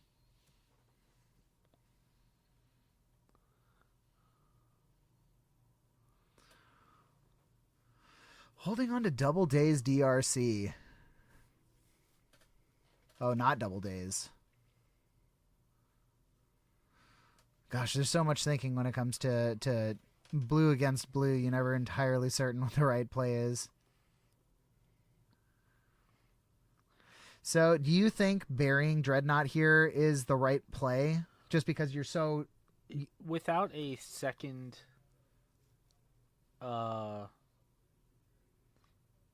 without a second way to cheat it, I don't think it's that useful. That's fair. In that case, it's a little hard to grab. So it looks like here we're going to jam a DRC. Sorcery. 1, 2.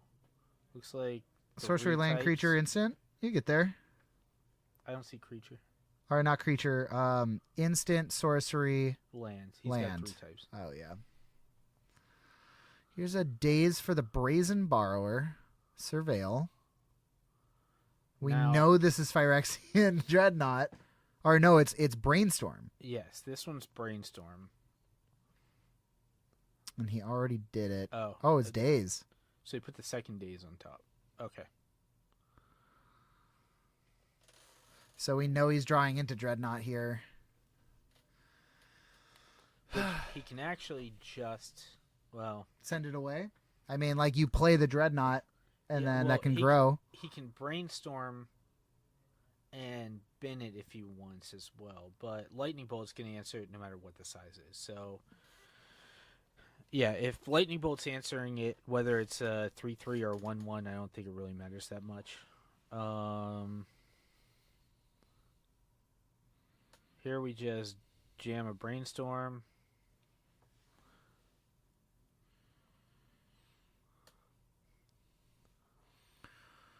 Get to see some extra cards.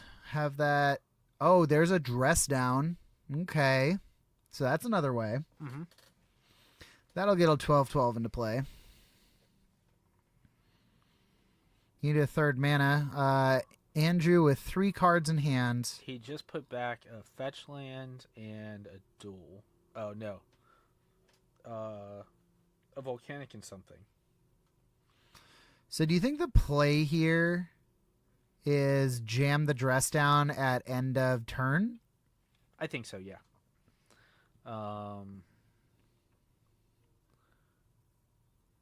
Take 3 here.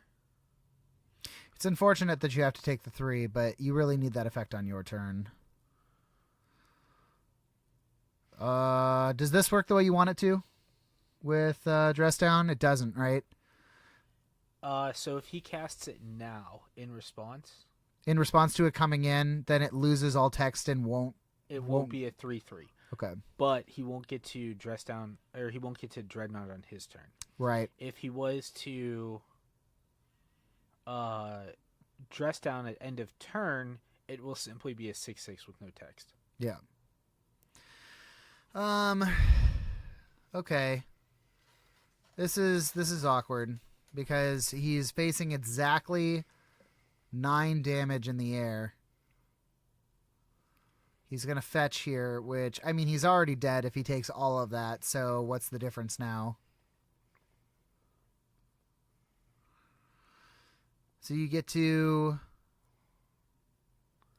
dress down in his end phase. You get to put a 12/12 into play. And the dress down and the draw step together have to get an answer to one of the two. Yeah.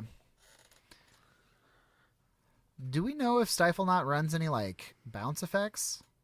Probably not, right? Not to my knowledge. It might have like a Brazen Borrower. Here's a dress down. Andrew feigns having a counterspell and says, yes, it resolves. Force of Will off the top would have been nice earlier. What was the draw for Andrew there? Mishra's Bauble. Ah. Okay, so we have a second dress down. That will be able to trade to kill the Murktide. Yep. It'll trade with an Unholy Heat that Andrew's holding, though. It will shrink the Dragon's Rage Chandler, too. To a 1/1, yes. That'd be nice. You only take 1 damage.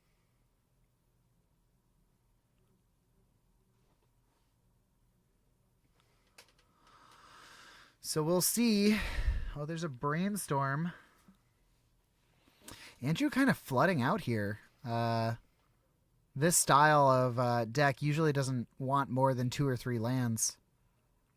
But I guess it's a Beans version, so I don't know if that kind of changes the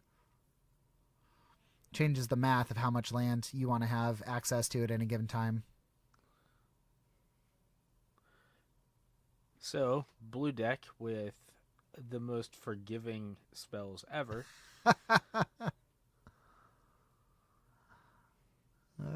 Dress down and a Surveil. Getting to look at 4 potential cards here. Is this my answer? Nope. Send it to the bin.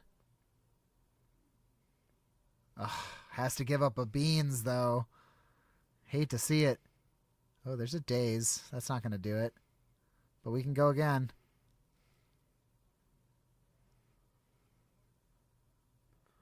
I mean, this really showing the power of the deck, right?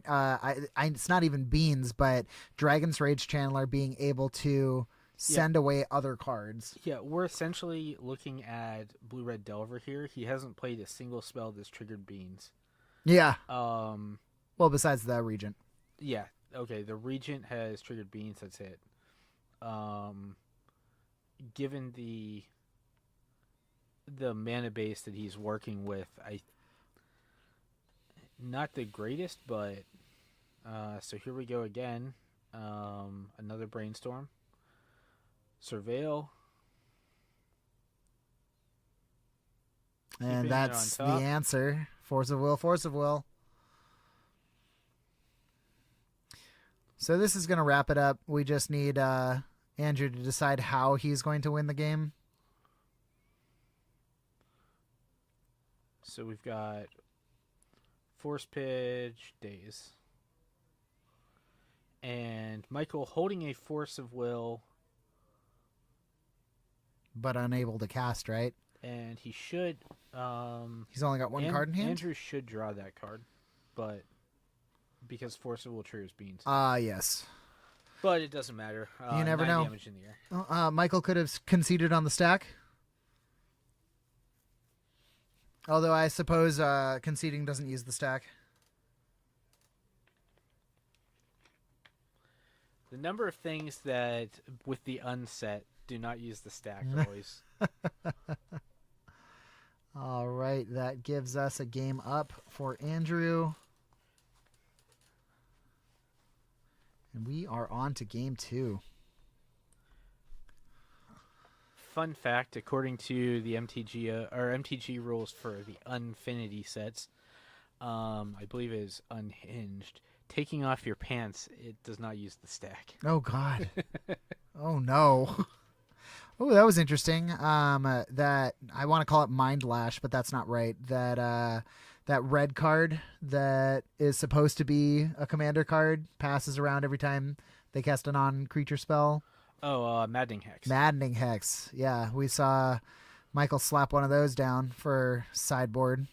I think he did Carpeted Flowers too. No. I'm gonna get Jack these sleeves. Oh no. Oh boy. I played with Maddening Hex for a while. I was never impressed enough to keep it around. I think there are decks that use it way better than I ever could, such as the old Blue-Red Delver deck could use it pretty well. Mm-hmm. This is another tempo deck. It's I think in this case, the Beans is just a more streamlined deck. Oh, the beans are coming out. Did you see that? I completely believe it. Doesn't really do anything, right? Yeah, realistically, your tempo against tempo, I don't think the extra card draw is going to come up enough that it matters. Bringing in meltdowns like that. All you got to do is melt down for one. Yeah. That'll get rid of a Dreadnought pretty easy.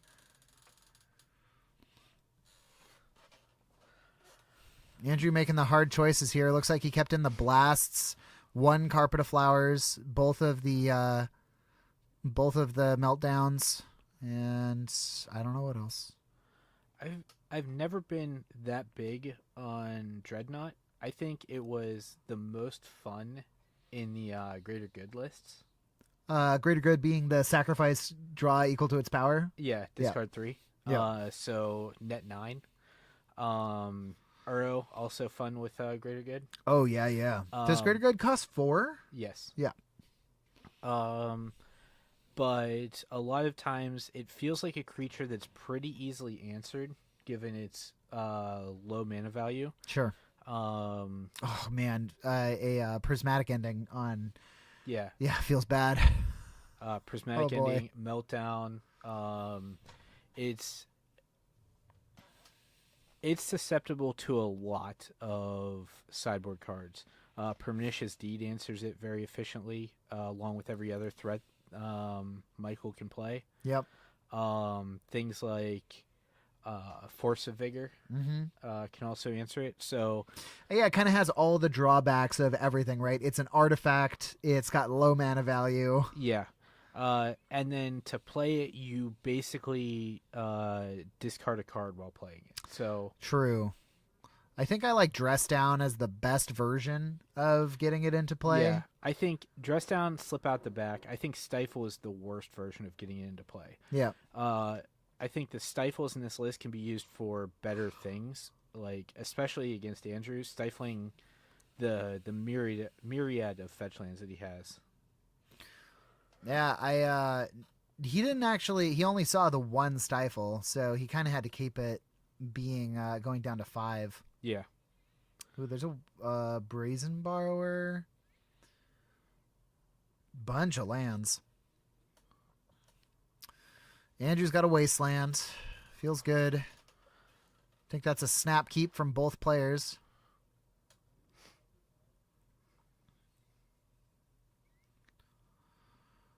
Volcanic Island. Probably like a Ponder, right?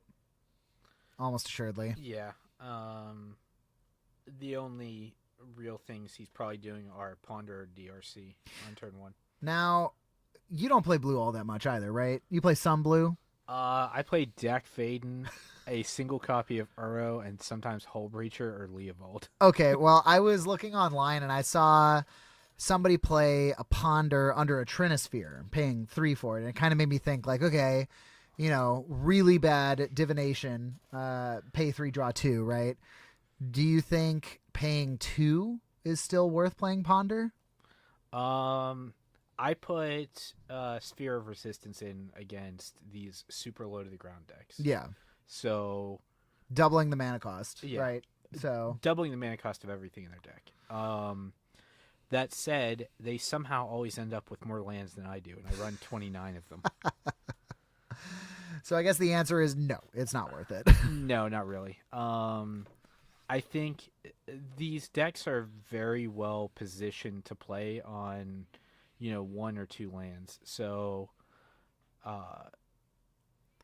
the ability to do that, the ability to force them to use all of their lands on a single spell versus, like hold up threats or answers, like Daze is unplayable under Sphere of Resistance. Right. Which is why even if I'm not answering or I'm not really preventing their brainstorms or their ponders, I'm preventing their answers to my threats by, taxing them on the front end of their other spells. So yeah, I think it's still worthwhile in these, but not because it makes ponder cost 2, but because it makes Force of Will and Daze not work. Yeah, uncounterable spells when they're tapped out. Yeah. Absolutely worth it. All right, Andrew actually getting to do something here since he spent his first turn on that Wasteland, using Wasteland like a spell. Sometimes it really pays off, if your opponent keeps kind of a greedy mana base and they were thinking that the Ponder was going to find them the land and then it doesn't. Yeah. Generally, if your first turn is land ponder, then I will go for the Wasteland. Especially if they land ponder shuffle. Oh yeah, yeah, definitely. I will snap any Wasteland I've got. Anything else, I tend to be very reserved with my Wastelands against Delver type strategies or tempo strategies. I even side usually 1 out in this matchup. I could see that. Wow, Andrew's got the nuts there. So he's got a Submerge, he's got a Meltdown, and I think he's got a Hydroblast too.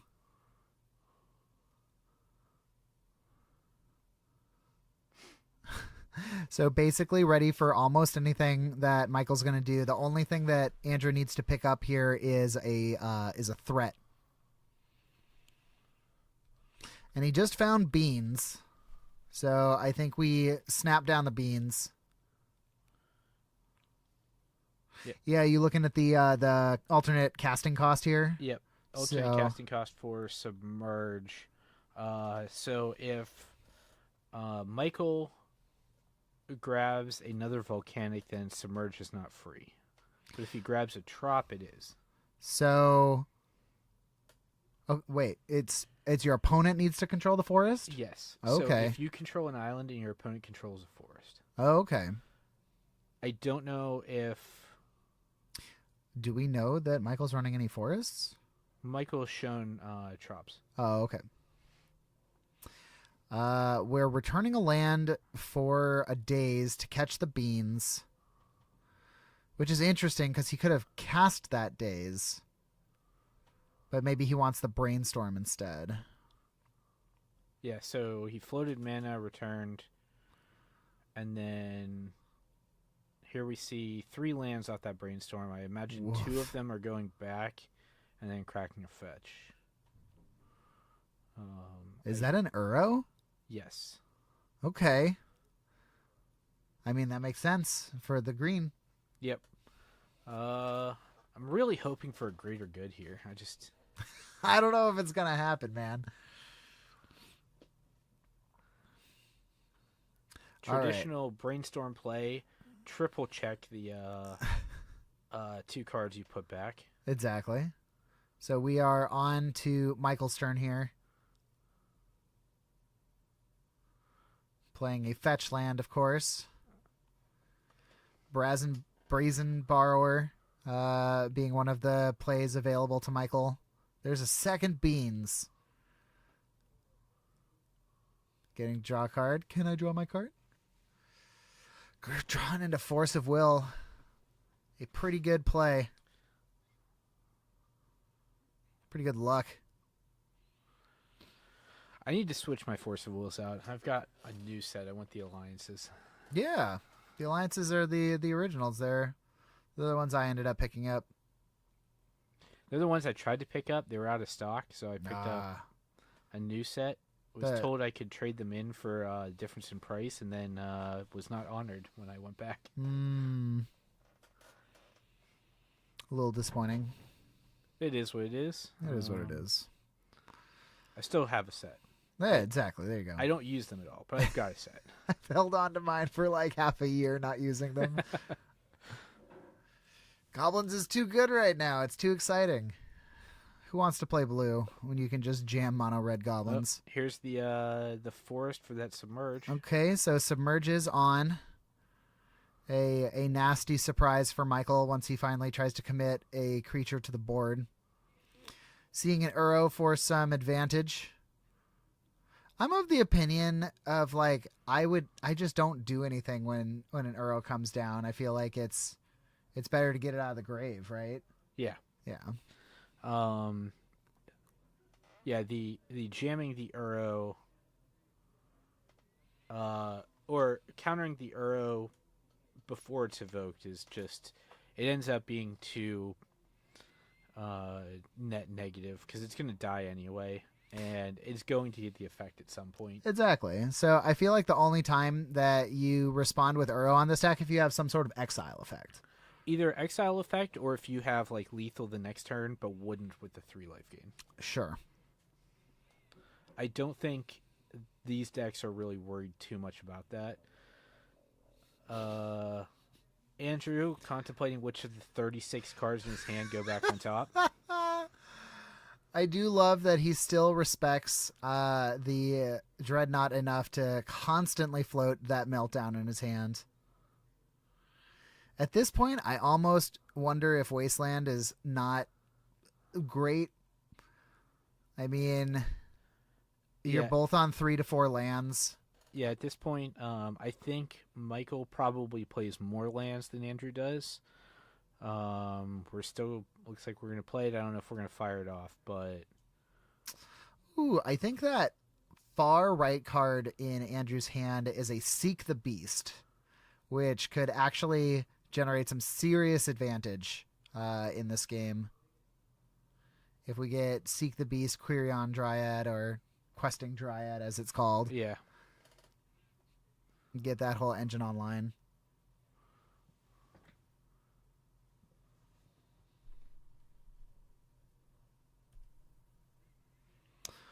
So here we have cracking another fetch, playing a Scalding Tarn, cracking another fetch. Those temperatures are pretty fine. Yeah. Looks like we're gonna jam an Uro here. Feels right. I think if I'm Michael, I'm kind of thinking like, okay, I put Uro into play, I get some more advantage, gain some life, even if he deals with it. Submerge is going to feel kind of bad, but you do get 2 more Uros. Yeah. So it looks like exiling 5 lands there, I think. That's a ridiculous amount of land.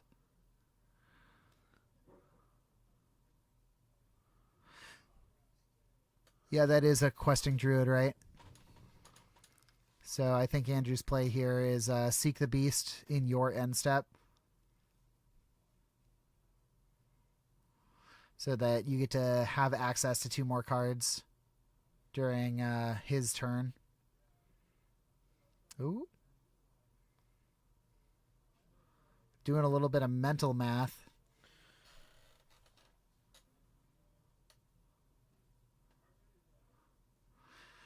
Trying to commit this adventure to the board. Seems like Michael's okay with it.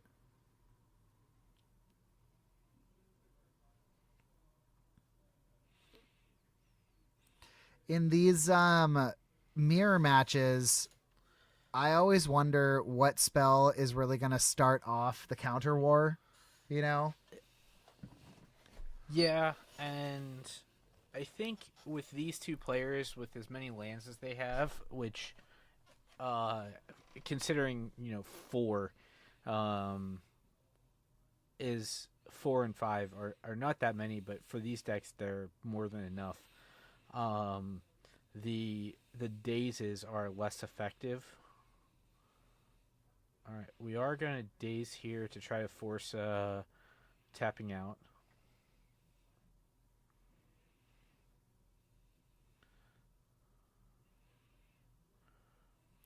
Andrew seems okay with it. Very, I wouldn't say hesitant. Okay, so with the fetch on the stack, fire off a second daze. The double daze. And he picks up both Trops, which shuts off the Submerge. I don't know if that was an intended play, but that is going to come in potentially huge here. That is massive. And since it's a part of the cost, there is no... so Andrew would have had to fire off the Submerge in response to the first daze. Yes. In order to fulfill the clause. By the time it's on the stack, it doesn't matter anymore, right? Correct. Yeah. Wow. That's either an ingenious play or a very unfortunate set of circumstances. Yeah, I don't know. We'll see if he has the read here based on whether or not he plays one of them next turn.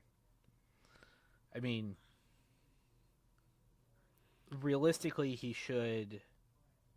So this is a force of will on the second daze. On the second daze. I find it interesting. We must be backtracking a little bit here. Oh, this is in response to the Uro. All of this is okay. So that was the. Wait, the Uro was on the stack. I guess so. Yeah. The Seek the Beast was on the stack in response to the Uro. That was all. Okay. First main phase. All right. So this is why I love blue decks. I can't figure out what the hell is going on. Oh my god. So it looks like we are grabbing the third volcanic, although I believe it's been wastelanded. Oh no. So we can't fetch and play that. Do we have a mountain? A singleton mountain? Or a taiga. Oh no, we don't have the source. Right. Brutal. Here's my basic island. Check one more time. Make sure I don't have a mountain. Feels bad.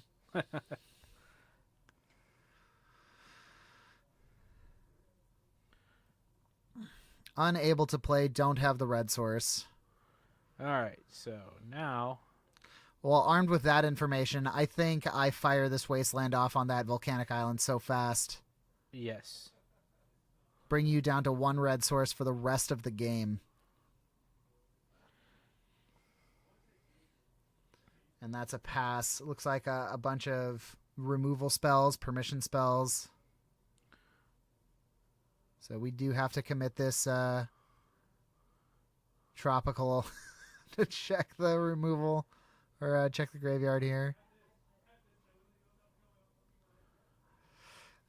It doesn't play well, right? Like if you play your Uro. Oh, it wasn't bounced. It was countered, right? Correct. The Uro, so it's still in the yard. There's a lightning bolt.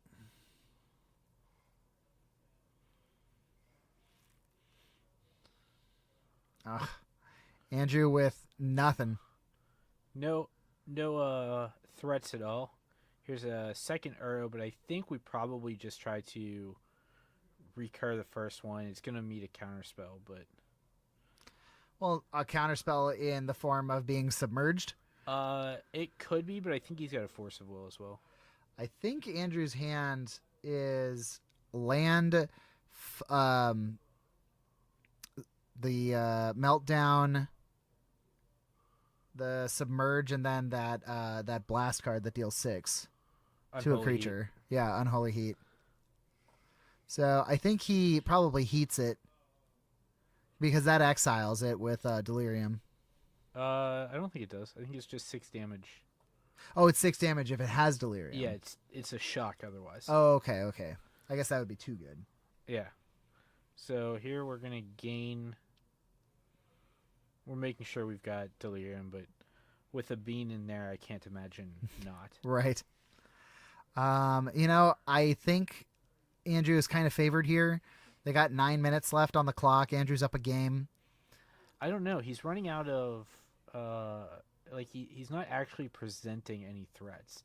So another land, and we can have 2 threats here out of Michael. I mean, the submerge is gonna be a pain, but all of this is just putting him back a single turn. So a Pyroblast. Pyroblast does not stop red cards.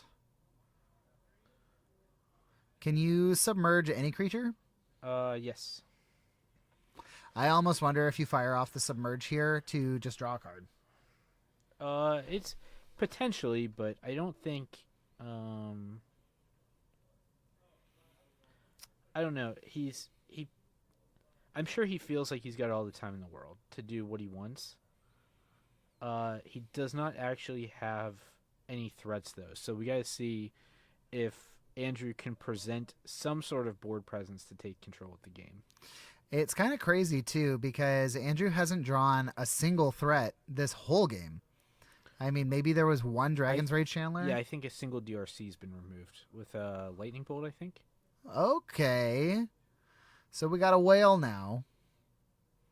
So we're going to get a beans trigger. And the way the whale works is you get to stack your delve cards under the whale. And when it attacks, you get one back to hand. Okay. I'm pretty sure. So it doesn't grow in power or anything. It's just a 3/3 whale. But yeah, you get a card every time it attacks. Kind of like... what was that stupid card that shouldn't have been printed? Dreadhorde Arcanist. Ah, yes. All right, so... Except potentially better because you get to use it when you want to use it. Right. Andrew opting not to play the Carpet of Flowers here. That's kind of interesting, right? I don't even know if you bounce this. Okay, he's just going to jam it. I was going to say, if you bounce it, do the 5 that he chose go away? They are exiled, yes. So they would be gone. Yeah, they're not exiled with a counter or something. No, okay. No, they'd just be gone. You can pull it up, but I think it's specifically like exiled with this whale. Ethereal Forger.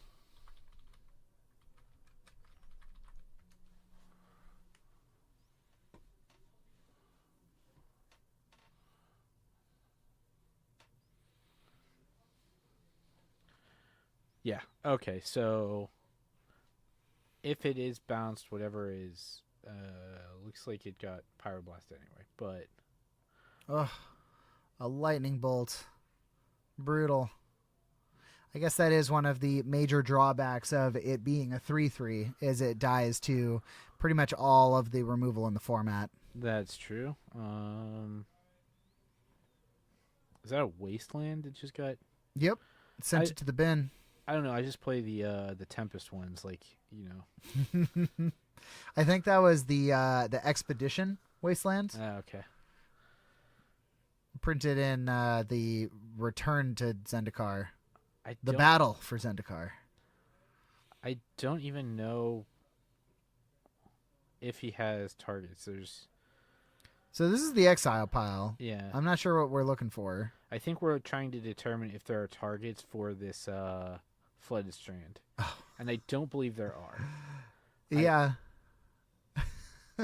I think that it is 3 volcanic islands, 2 tropical islands, maybe 1 or 2 basics, and then a whole bunch of fetches and some wastelands. Wow, that's a pretty greedy mana base as far as like trying to resolve your Uros. If one of your tropicals gets wastelanded, Yeah. it's game over. Yeah, this deck, both of these decks can be really boiled down to as greed, as far as one of the 7 deadly sins. Brainstorm looking at an extra card because why not? Send away a knot. 12/12, bad card.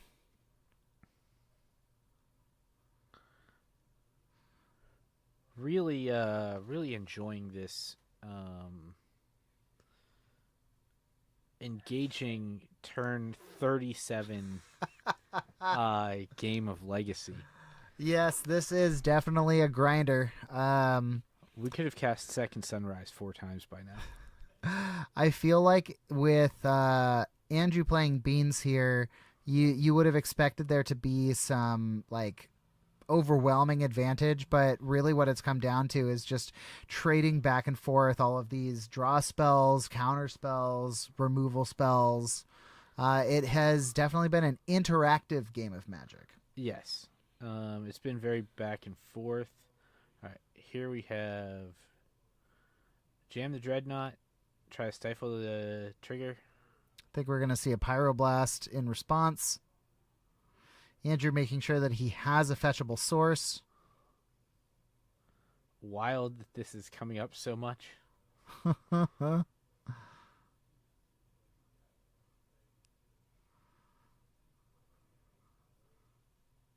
Oh, decides, maybe I can submerge this instead. You know, it would be. Well, I think he's letting the resolution of Surveil happen first. Oh, sure.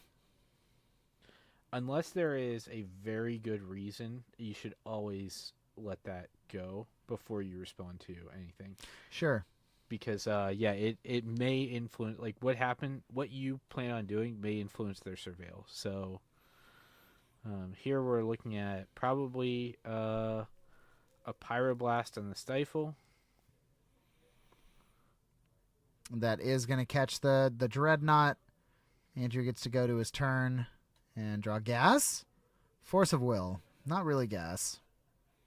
Just more denial, but with this Dragon's Rage Chandler in play, threatening to end the game in 4 turns. 4 turns. Gosh, they may end up drawing with only 2 minutes left on the clock. Checking the yard again. Here's an Uro. Hardcast Force of Will. Yeah, I think there's potential that Andrew takes this game 1-0. 1-0-1. Yeah? If Michael can't wrap this up. So there's a Beans trigger. May I draw my card? What do we got? Ooh, Meltdown. Not super helpful. There's the Submerge. Draw an extra card. Get some Beans action. Yeah, I think you're right. At this point, Andrew's just kind of delaying because that wraps it up in about a minute.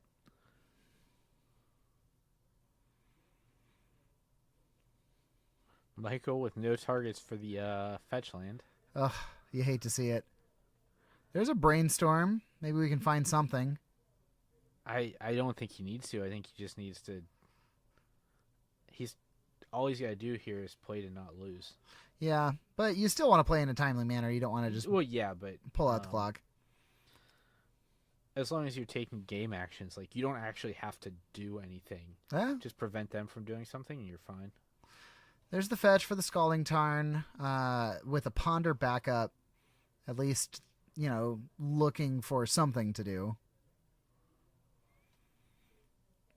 Now, I'm not 100% certain if I have exactly the right time, but it's going to be dang close. You know what I'm surprised Michael doesn't have is Mycosynth Garden. What does that do? That is the land that copies an artifact. Oh, yeah. People were talking about that for copying Lion's Eye Diamonds, right? Yeah, but you can actually, if you copy... let me see. If you copy a Phyrexian Dreadnought, it's already on the battlefield, so it does not have the trigger. You let the original Dreadnought sacrifice itself, and now you've got a Mycosynth Garden copy of it. Yeah, kind of like that. Okay, so Ponder Resolve. Looks like he found a Seek the Beast.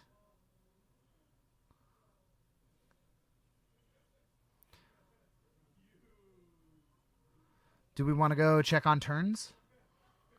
I'll take a look at what time is. Sure. Michael going for the third resolution of Uro out of the yard. This is exiling a total of 15 cards out of the yard. Not sure how many cards are left in the deck. Time and round. Okay. So we are at time and round. T.O. should be calling it shortly here.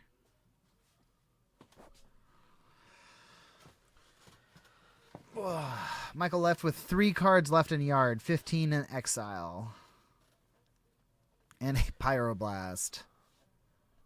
It's going to counter that right back to the graveyard. Passing the turn, we see the Seek the Beast. This is going to exile 2 cards off the top to be used during Andrew's next turn. Excuse me. Technically, this is one of Andrew's better win conditions. There's a Dragon's Rage Chandler. That does something. So every time Andrew casts a spell that's not green and not colorless, counter gets added to the Questing Druid, which can quickly get out of control, especially with all of these cantrips and permission and denial spells. So there's one to start. I mean, you can realistically just fire off the Meltdown for 0. Yep. Yep, that's exactly what he's doing. Grows the beast. Yep. Gets rid of all of those constructs. Yeah, so get a Surveil trigger, get an extra counter. So now you've got 2 3/3s.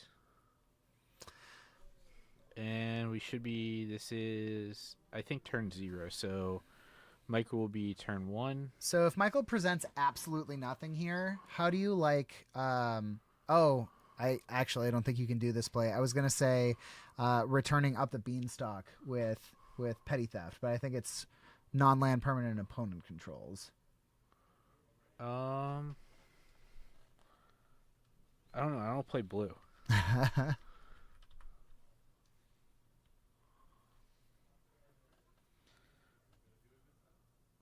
Yep. Yeah.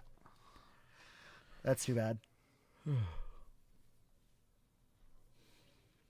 Because I thought, return up the Beanstalk, get another counter, play Beans, get to draw more cards. That is a lot of red cards for the one volcanic island. No.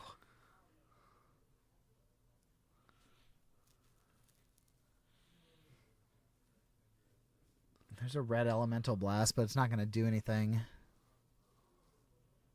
Yeah, it's got no targets.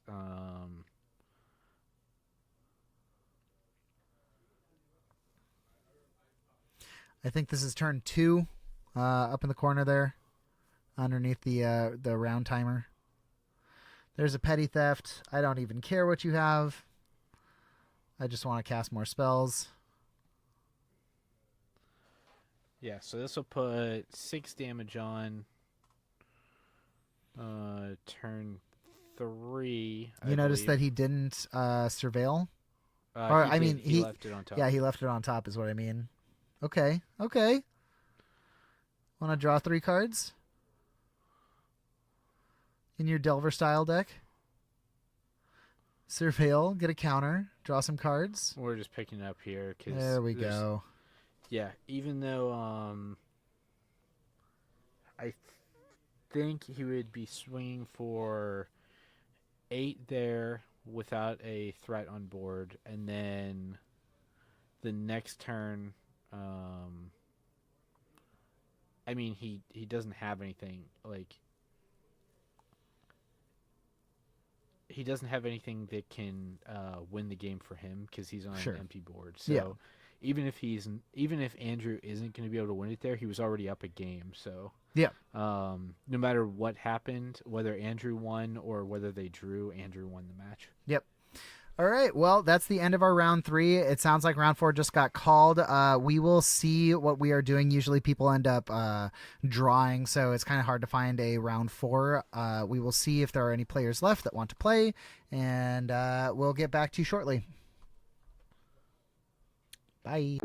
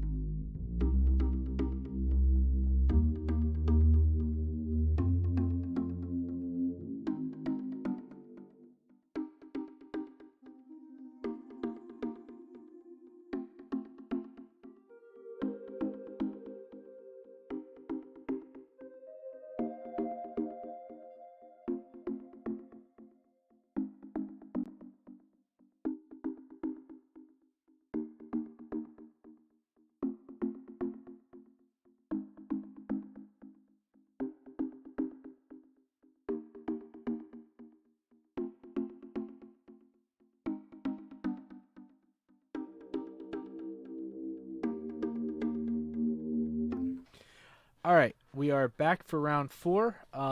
We just had Matthew on the right play a mountain and a vexing devil. He's on burn. On the left, we have Palmer on Death's Shadow. Kind of surprising he didn't just take the 4 there. That's basically free for him. Of doing what he's trying to do while also, not leaving a threat to make the game more difficult later. Monastery Swiftspear, so now we have 2 threats available. We're going to float a mana and daze. And it looks like, Matthew's going to pay. With the floating mana, we're going to Swamp Cycle. Okay.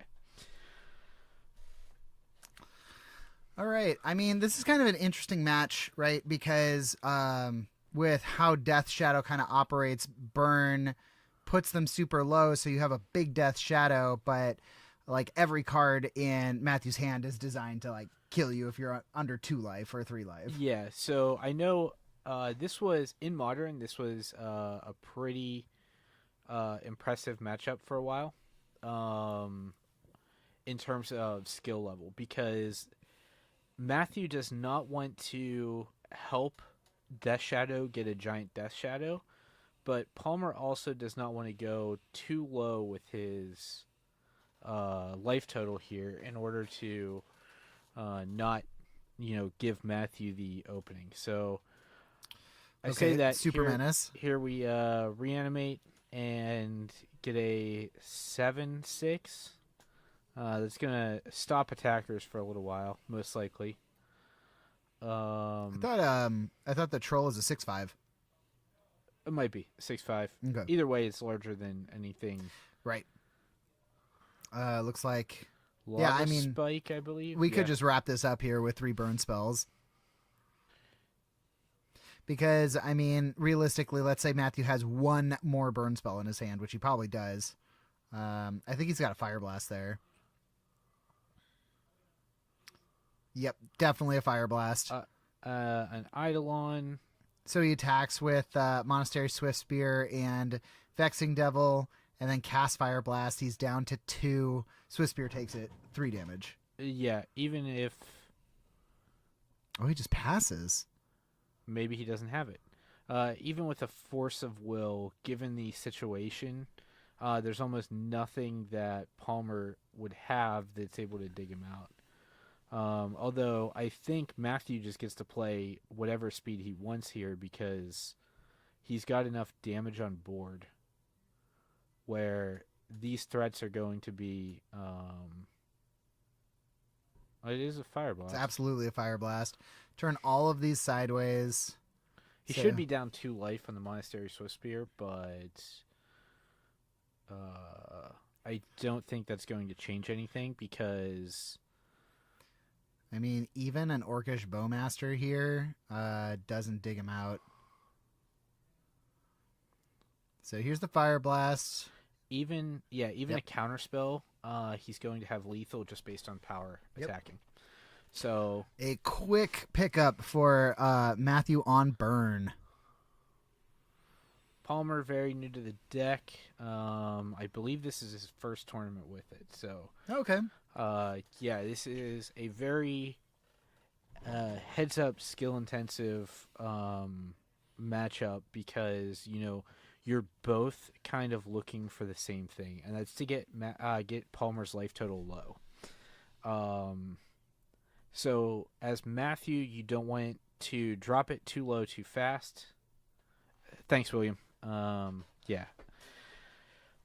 don't want to get his life total too low too fast to get very large Death Shadows, but as Palmer, you also don't want to go for too low too fast because just out of nowhere, Matthew can drop, 6-10 damage in a single turn. As long as one of the spells is Fire Blast. Right. Yeah. And I think Price of Progress does a lot of work in this game too. Yeah, I think there's 2 basics in Palmer's deck, which is one more basic than I run. So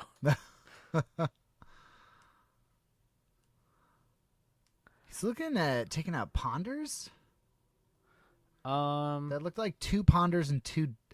What's the 3/2? Douthie Voidwalker. Yeah. That's what that little pile is. I'm not entirely certain if that's coming out of his deck or not. I don't know unless he's bringing in some good removal. Okay. Ponders are coming back. Looks like Dismember came out and Douthie Voidwalker came out. I kind of get that because Douthie Voidwalker can't block, right? Yeah. I can see bringing out Ponder if you're bringing in removal spells because against Eidolon, it's a pretty rough card. Yeah. But I don't think it is your worst card at any point. Sure, absolutely. And even having to take 2 damage to look at the top 3 to find that removal spell. I mean, that's still that's something. Not too bad. And Palmer actually has a pretty significant number of spells that he can play that are not going to be taxed by Eidolon. Things like Force of Will and Murktide Regent. Right, yes. I want to say that's 7 total copies out of his deck, but digging early and how this deck plays, that's still not a bad thing. Yeah. I do like this art on Palmer's sleeves here. I don't know if it's custom art or not, but I'm always a big fan of striking art. Does anybody do custom art besides me? I mean... Bryson does. Yeah. Jack's about to. Yeah. Whether he knows it or not. I do like your Journey sleeves, though. They're pretty fun. I'm pretty good at that game. So I've heard.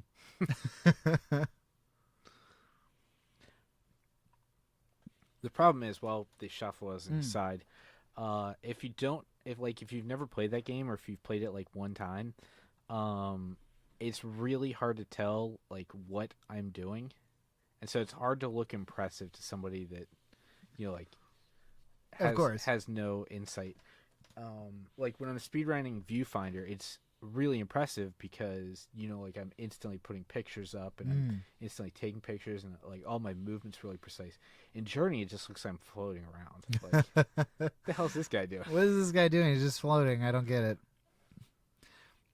Is this 2 Vexing Devil? 2 Vexing Devil, Price of Progress, couple of lands. I like this hand. Yeah, this is hot. With Palmer mulling to 5, I don't think Matthew can ask for a better hand. Oh yeah, I mean he's got like 8. The Monastery Swiss Spear represents recurring damage. Is he really thinking about mulling? Don't mull, Matthew. It's a good hand, I promise. All right. I think it's a little late if your opponent's already mulliganed a couple times, I think it's a little late to try to decide if you're going to mull 7. That's fair. So that's got, a Force of Will, a Death Shadow. I think you definitely keep this. It looks like 2 Death Shadows. So. Oh, but he doesn't have... There's no lands? Is that a 0 lander? Send back 2 Orcish Bowmasters. Hope to draw a land. This is... I think he's on, 17. And I don't even see a troll in there, so if he draws a Wasteland, he's still kind of SOL. This feels very dangerous. But maybe we're wrong. Maybe there's a land in there we didn't see. I know he's also running... Oh, Matthew is determining what to put back in his mulligan. Okay. Oh, okay, sure. It looks like they both kept 0 landers. What? Really?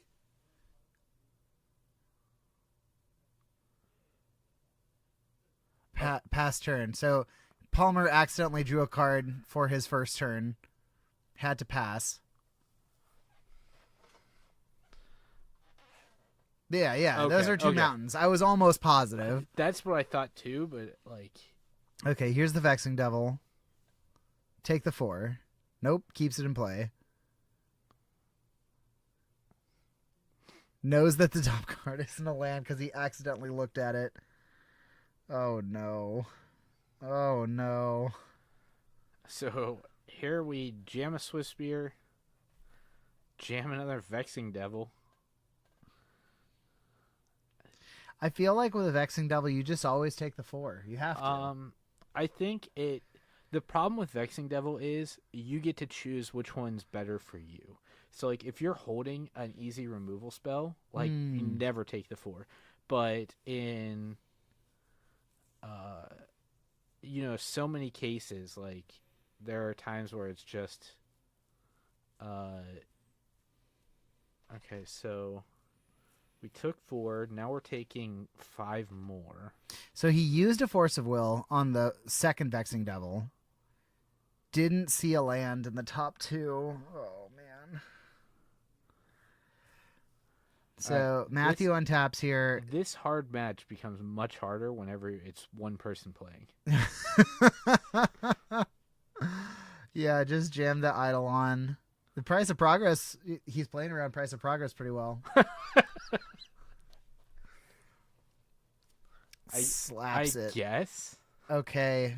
Death Shadow comes down, I think. Or, oh man, because if you take the turn off to play Engineered Explosives on 1, yeah, you have to play the Death Shadow. Why are you taking 2? Oh, Eidolon. Eidolon. All right, so now we have a blocker. a very large Death Shadow, 6/6. Pyroblast. Not great at the moment. Take 2 off of pop. Block the 4/4. Take 4 down to 1. Crack back 12. Pretty good, but not enough. No, not enough at all. Then you can't cast any other spells for the rest of the game. Yeah, Price of Progress. Both those 2. Turn it all sideways.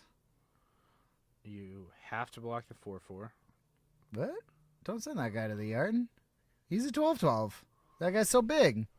That guy's massive. What is happening? Tilt City. Yeah. Well, that was a game of Magic. Matthew cleans up quite well. I think his sequencing and getting everything into play, that was definitely Burn at firing on all cylinders. I still don't care for Vexing Devil, although Burn is the one place where you can make it like a case for it. Yeah.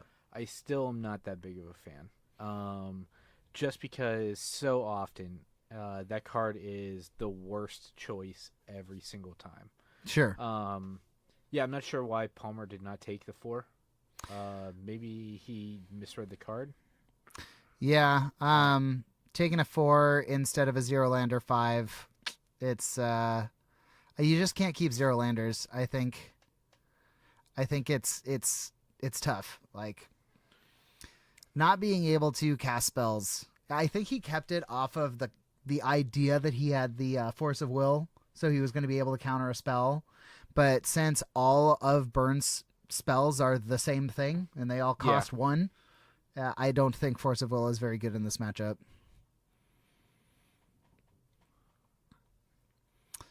Unfortunate. All right, so Matthew gets it in a quick 2-0. Yeah. All right. So no, William, I meant why he didn't take the 4 from Vexing Devil to make it sacrifice. Not the go to 4 cards in hand.